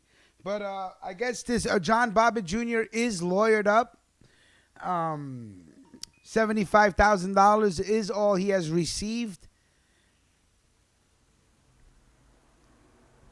And they're claiming that the rest of the money is all gone. Salute to Blue Label Media. Salute, sir. Thank you for your donation. I appreciate it. Hey, how's Trap doing, Mills? He's doing okay. He kind of recovering from. I mean, it's an ongoing thing. His shit-itis, because. I mean, we have some pre-show discussions. We try to talk about, what happens during the show, and how we can get better. And but sometimes I tell them, I was like, I want you to talk. This is America. We supposed to have dialogue, but if it's gonna be the shit that happened with the shit because of some shit, I said that's not. That's not giving our audience. Yeah, it's not giving our audience what they want. But he's cool. He's noticed that Super Mo Ali's taking a little bit of a liking to him. Yeah. And so I said, well, I'll set them up with a meeting, see what happens there. But other than that. He Trap's doing pretty good. Good place. Good to hear. I enjoy Trap. Trap is an interesting character, and you know what? When he does talk and when he actually opens his mouth and comes out with content, he has some interesting things to say. He does. Exactly. He does. Comparing, the comparison of Colin Kaepernick to Muhammad Ali, it was interesting. It's interesting to hear how people see things and decipher things in their own mind, and for him to make that comparison, even if you compare or don't, I mean, if you agree or don't agree, it's still it's thought provoking. So when he does open his mouth and talk, I'm always listening. So salute to Trap. You know? Yeah, and It's a for good guy. Vic, I'm gonna try to find a picture. I got a picture, but I don't know. Yeah. Well, I don't know. Sure. Vic, can you use the picture that's on the screen, or do you want a new picture? I don't know. In fact, I got a picture of him with a tie on. So I'm gonna send that. I'm gonna send Oh that shit. picture. All right. Yeah. All Give him right. a nice professional looking. I might throw a shit emoji over his mouth, but other than that, should be a good picture. I heard your Eagles represented. Oh yeah, Yeah, they talk they about that. provided a nice little heartfelt heart attack moment last night. It's like the game pretty much went the same way the other game went against the Atlanta Falcons in the playoffs last year. Very nice defensive contest. Not a lot of touchdowns, but early, but eventually three were scored. A lot of penalties through this game. Um, you can see the rust. It's usually in the first week of the season, a lot of rust. So a lot of players got injured just for hydration levels and all that. Uh, the main focus, if anybody was a fantasy football player or fan, Eagles defense performed very well. Um, the wide receiver for Atlanta, Julio Jones, he had 10 catches for 160 yards. And the running back for Philadelphia, Jay Ajayi, scored 2 touchdowns and a 2-point conversion. So that happened.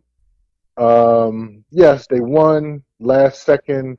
Julio Jones was unable to secure the catch in the end zone with his feet down, so the game ended 18-12. Philadelphia goes to 1-0, and Atlanta takes the loss. Philadelphia is the only team with a win this year because that was the first game.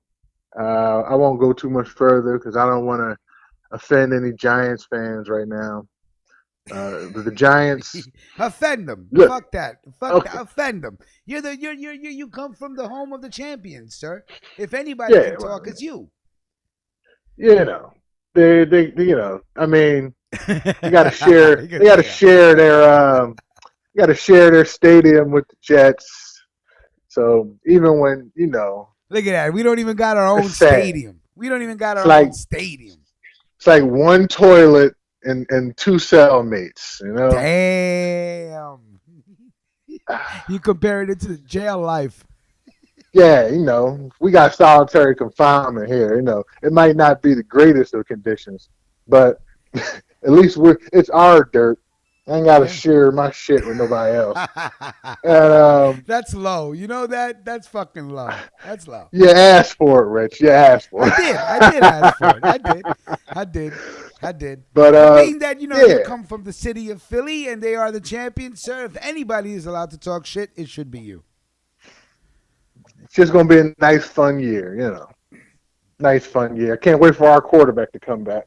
Any players? I asked Jaquan the same thing. I'm gonna ask you. Any players taking a knee? Nobody took a knee, as I said. In fact, no players with their fist up because the first person they put on the screen, because Boys and Men did the Star Spangled Banner, and first person they put on the screen was Malcolm Jenkins. He's the safety for Philadelphia, and he all year basically he had his fist in the air, and he came out. He had his arms down.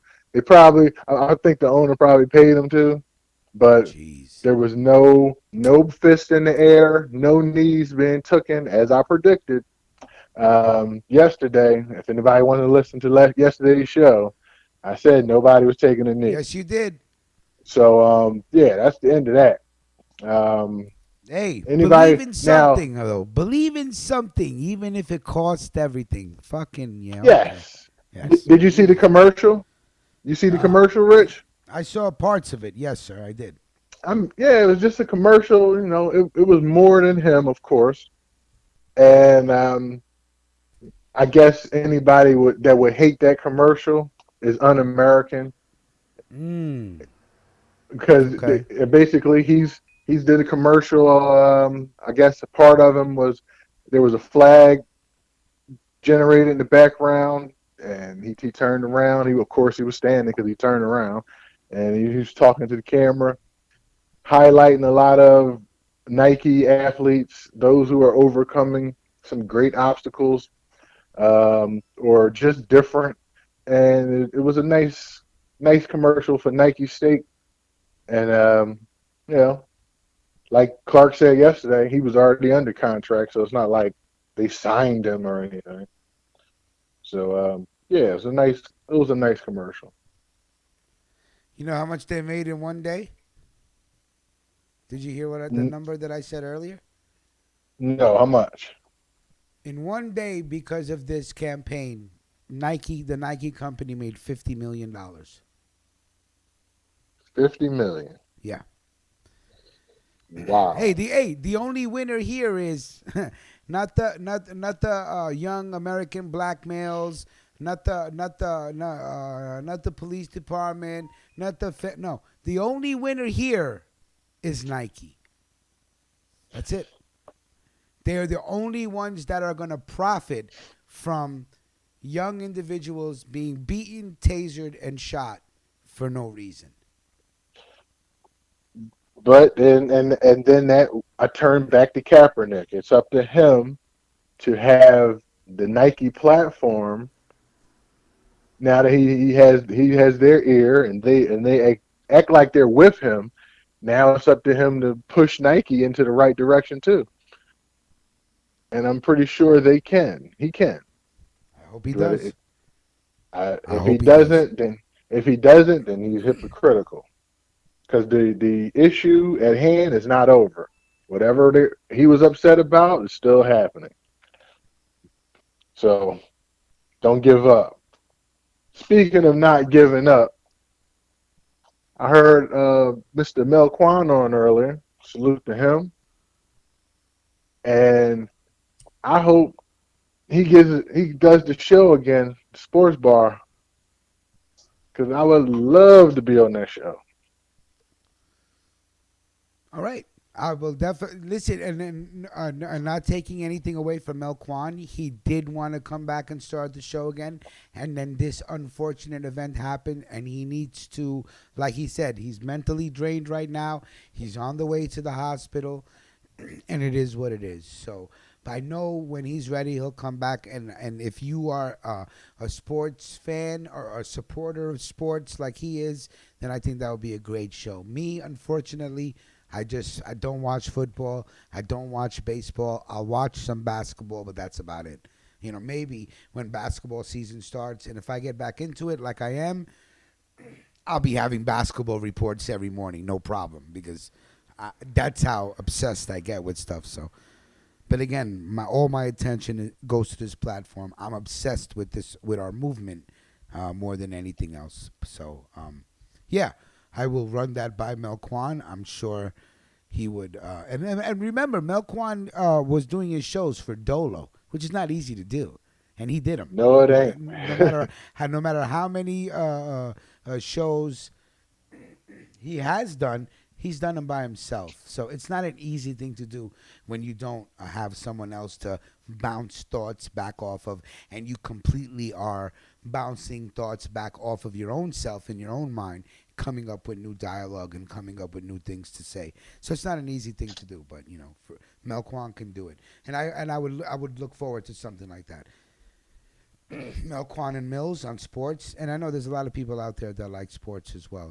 Unfortunately, I'm Yes, just indeed. um, not that much of a supporter of sports. Jeffrey Owens accepts offer from Tyler Perry and will appear on 10 episodes. Salute to you, sir. There you go. There you Hey, go. salute, There you Mr. go. I Elvin. think Tyler Perry offering him an acting job is a lot more respectful and courteous than just saying, hey, I feel bad for you. I'm going to give you $25,000. The thought is good, but I think it's a disrespect. It's disrespect. I don't think Jeffrey Owens will take the $25,000 from Nikki. If he does, maybe he'll give it away. If he does take it and say thank you, hey, nobody's going to blame you for not taking the $25,000. I just don't think you will, you know? I just don't think you will. If you have no problems with working in trade fair, I don't think you're going to take a handout like that. But good for you. 10 episodes, Tyler Perry. That's royalties, residuals, and that's a 10 episode contract. So salute. Kudos for you. So the lady that took the picture may have made fun of you. And there was a report on this lady that took the picture. I really didn't read it, but I read the title. But for the most part, she regrets ever taking the picture and putting it out there. So who knows if that's truthful or not, you know? But nobody wants to be at work looking crazy with a tight T-shirt on, stained, and then you take a picture and it goes fucking viral around the world. Even if you're not Jeffrey Owens, nobody would like that shit, you know? I like to play guess that race when people do stuff. Yeah, we should do that. We could do that. I've thought of that many times. I said, we should do articles and say guess that race. Maybe we'll do that next week. I'll look for articles and have people guess the race. That'll be fun. I thought about that. Because I don't know what this lady race is, but if I was guessing, I would have guessed black. The person that took the picture? Yep. I'll look it up right now. Let's see. Jeffrey Owens, picture taker. Let's see. You would say I would think it's a white person that did that, but go ahead. You never know. I'm going to see. Yeah, because go ahead. Elvin always mixed him up. When I was a kid, he looked like Tubbs from Miami Vice. So I was like, is that Tubbs? I'm like, who is this guy? And I was like, I knew he was on the Cosby Show. I'm like, okay, but they always look the same. But yeah, I'm like, man, I dig myself a deeper hole. Black people like to make fun of other black first, people. Since you don't know what it is, do you think it's a male or female that took the picture? Female. Correct. Female. Yeah. The female's name is Karma Lawrence. Karma. Ding ding ding ding ding ding ding ding ding ding ding ding. We have a winner chicken dinner. Yeah, because that's what they do. African. Well, let's just say a black female by the name of Karma Lawrence. Hey, you got it, Mills. He gets the race and the sex. Yeah. See, I'm not racist, but I study racists. Just saying, I study them. Well said, Mills. Well said. The woman, That's right. Karma Lawrence, on Tuesday told NJ Advanced Media she submitted the pictures and now she feels sorry for what she did. She feels terrible. Because I could see somebody trying to be funny. I snuck a picture, Lawrence continued. I figured everybody does it. I don't know what possessed me. I just did it. I didn't even think about it. I just kind of did it on impulse, and it was a bad impulse. Yeah, voyeurism is a deep subject in America. I'm not ready to talk about it, but it might be. It'll probably be a culture's topic one day. I'm looking forward to the episode. You got the TMZs of the world. Yeah. Then some people pay people to take voyeuristic looking pictures of them, like the lady in the blue dress yesterday. Yeah. Yeah, listen, you had the room open, man. Now, was her name Deliciousness, or were you just calling her Deliciousness? Yeah, that's her name. Her name is I think her real name is London Charles or something like that. Okay. But yeah, she was on what's that show? Flavor Flav. Oh, okay. That show. She was on there. Interesting. So I was like, okay, I just need a picture of somebody in front of a damn microphone. And my phone's like, you Yo, really D just Holler, want D Holler came anybody? into the show and was like, "Yo, who's that?" Stacked. Yeah. That I made that picture with the ladies. Was it Angela Rye? All them Angie ladies. Yee, Martinez, Nikki Jean in there. I was like, Yeah, okay, I see, seen that. this is this is what it's about. This is what this episode is about. I put all, and I tried to get all the shows on this platform, and a banner on there. I was like, Yeah, I seen it. That this was good is work. this is what this episode's about. So let's live it up, do it correct.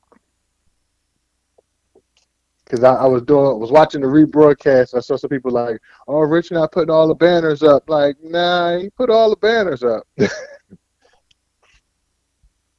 Yeah, I saw that Yeah. too. I didn't know what they were talking about because I'm running your slides, and then after running your slides, I run the banners at the end of the show. But I usually run your slides during your show. I run your slides and I run your banners when it's your show. So I don't know what they were talking about. All the banners. Was I missing banners?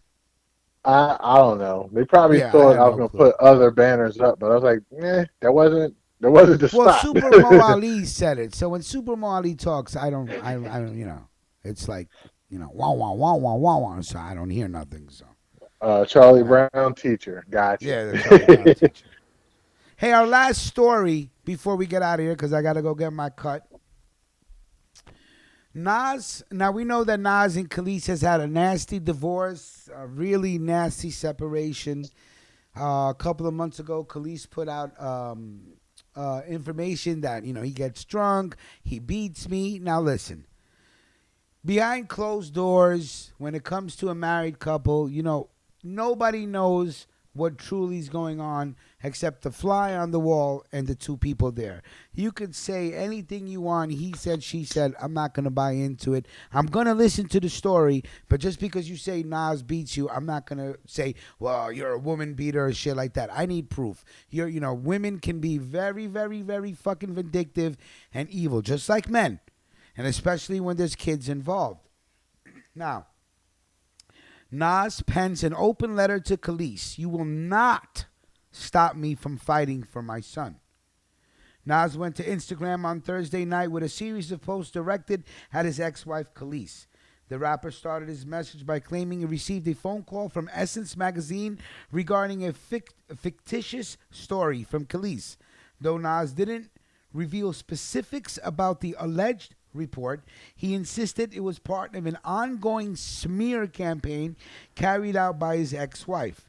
He accused Khalees of trying to tarnish his reputation because he secured joint custody of their son.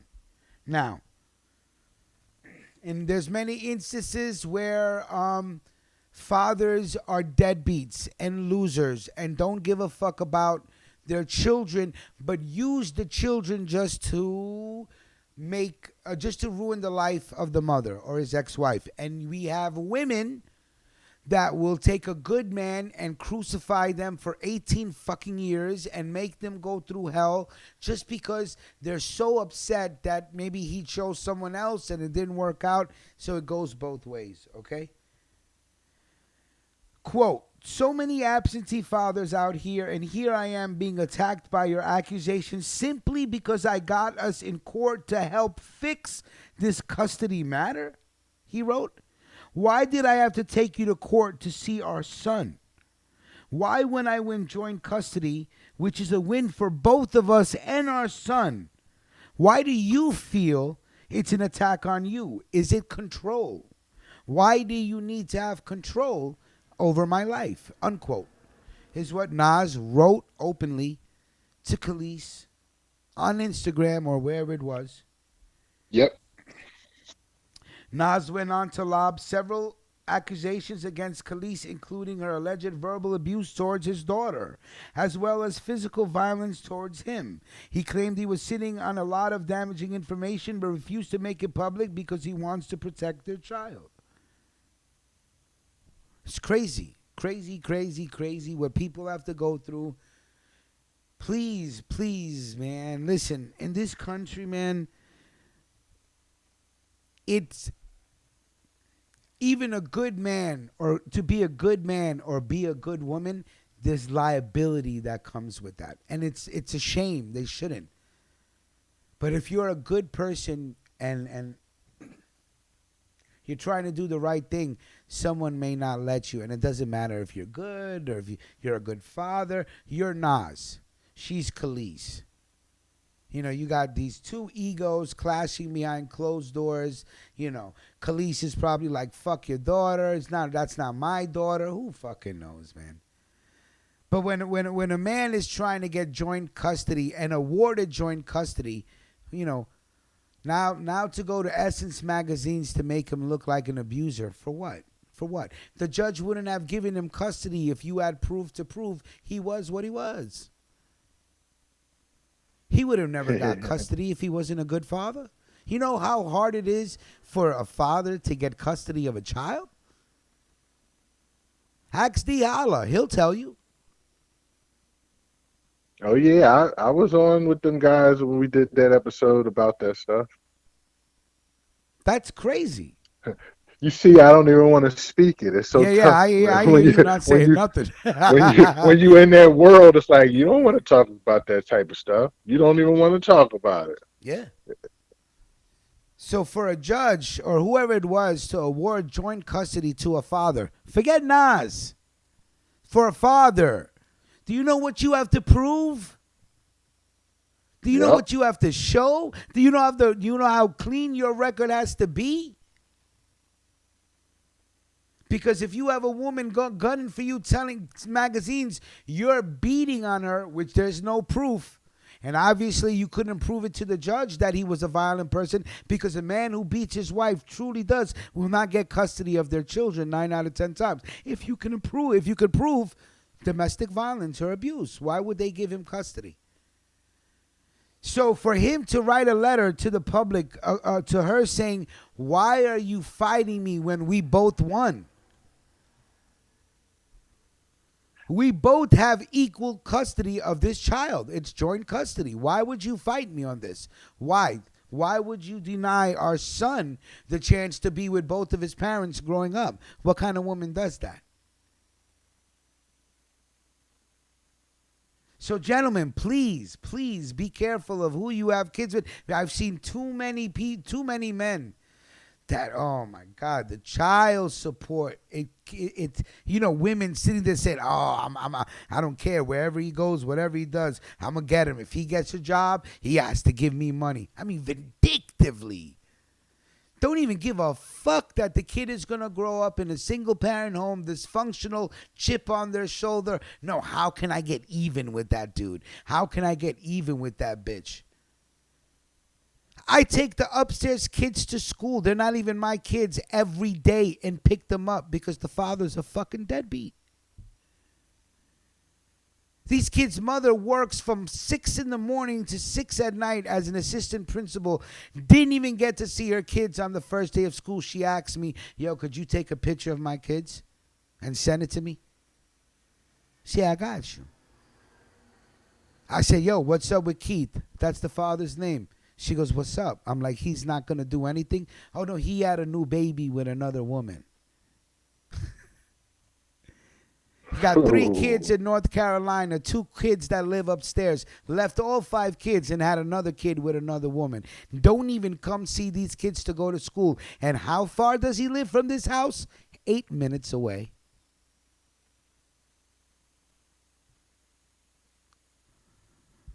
So people, for your children's sake, dear God, know what you're doing and know who you're doing it with. Please, man. You bring these kids into this world and you just, and your parents are miserable. Listen, me and my sister, we are a product of a miserable marriage between my parents and the dysfunctionalism that goes along with that, we paid the price. My parents fought tooth and fucking nail every single day till the time we were almost young adults. And we used to look at them and say, y'all still not tired of fighting? They acted like they didn't even see us or hear us. That's how dysfunctional life can be. And believe me, and it paid a toll on me and my sister's mind and the way we think and the way we are. Can't be around that dysfunctionalism, man. So salute to Nas. First of all, who's been struggling all summer with Khalees, with stories about abuse, about alcoholism.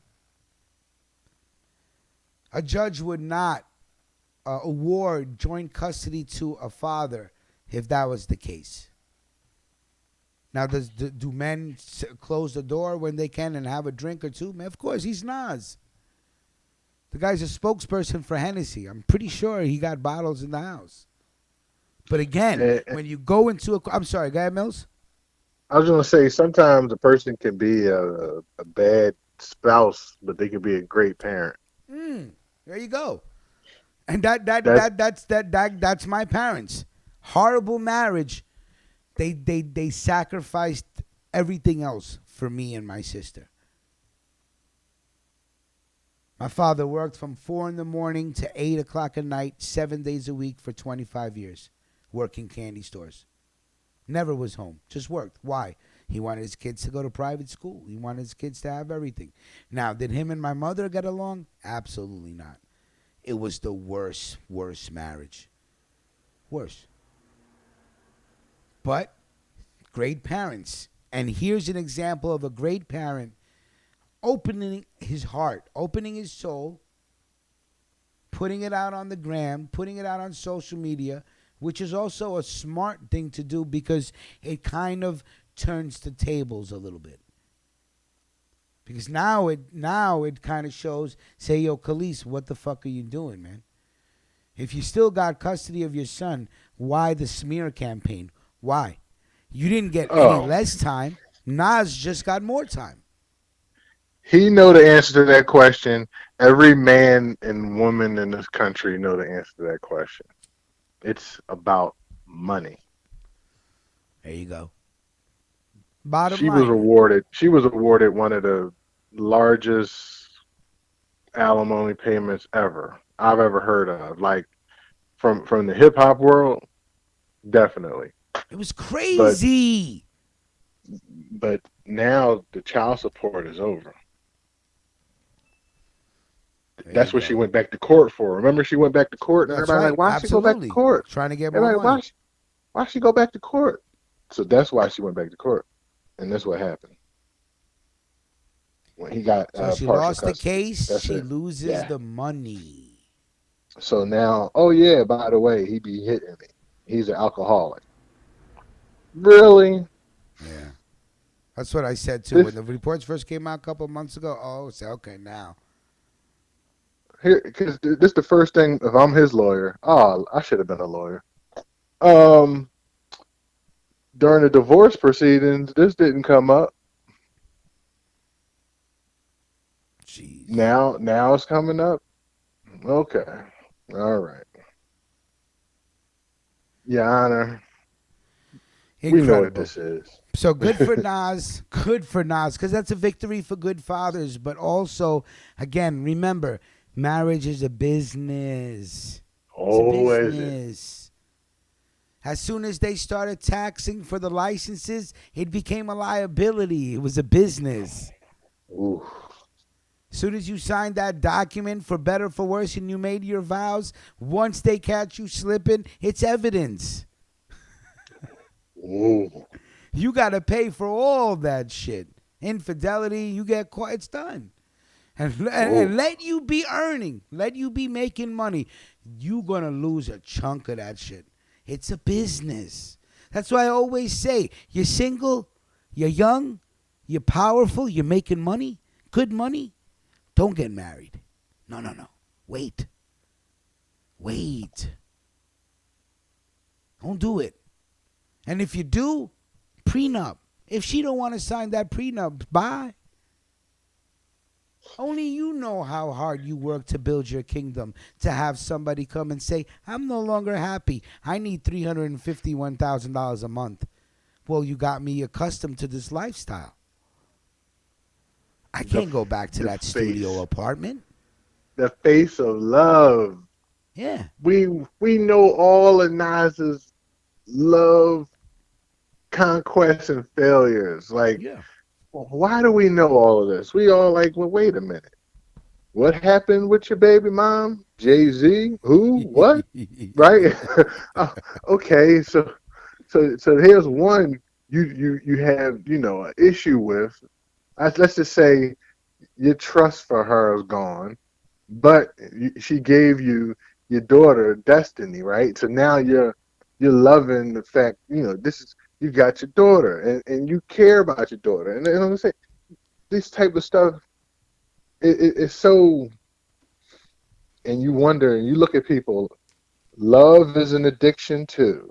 Yeah, absolutely. That how about she go up there? How about Khalees say, yeah, he's addicted to love too, because he happens to fall in love real easy. Yeah, but Love is a nobody, drug too, man. That feeling, all no, that shit, that shit is. yeah, You get addicted to that shit. Believe me, you get yeah. used to Love it. is a mental health problem Yeah. too, if you ask me. But Absolutely. All right, great show. I got to get out of here. I got 5 minutes to make it to the barbershop. Thank God it's right around the corner. Mills Lanes, of course, I have to thank you for calling in, Mel Kwan, and also Amazing Confections with that bit of news about Indian gay independence. Well, what do you know? oh no, India. Oh, no, India. But great show. Thank you, everybody, for listening. We will be back tonight for our Friday night freestyle. Mills, have a great day. Thank you for calling in, and great show yesterday as well, brother. No problem. Thank you. All right. We will talk to you guys soon. Everybody have a great Friday. Salute. Mills, you be Enjoy easy, your sir. weekend. Yes, sir. Peace.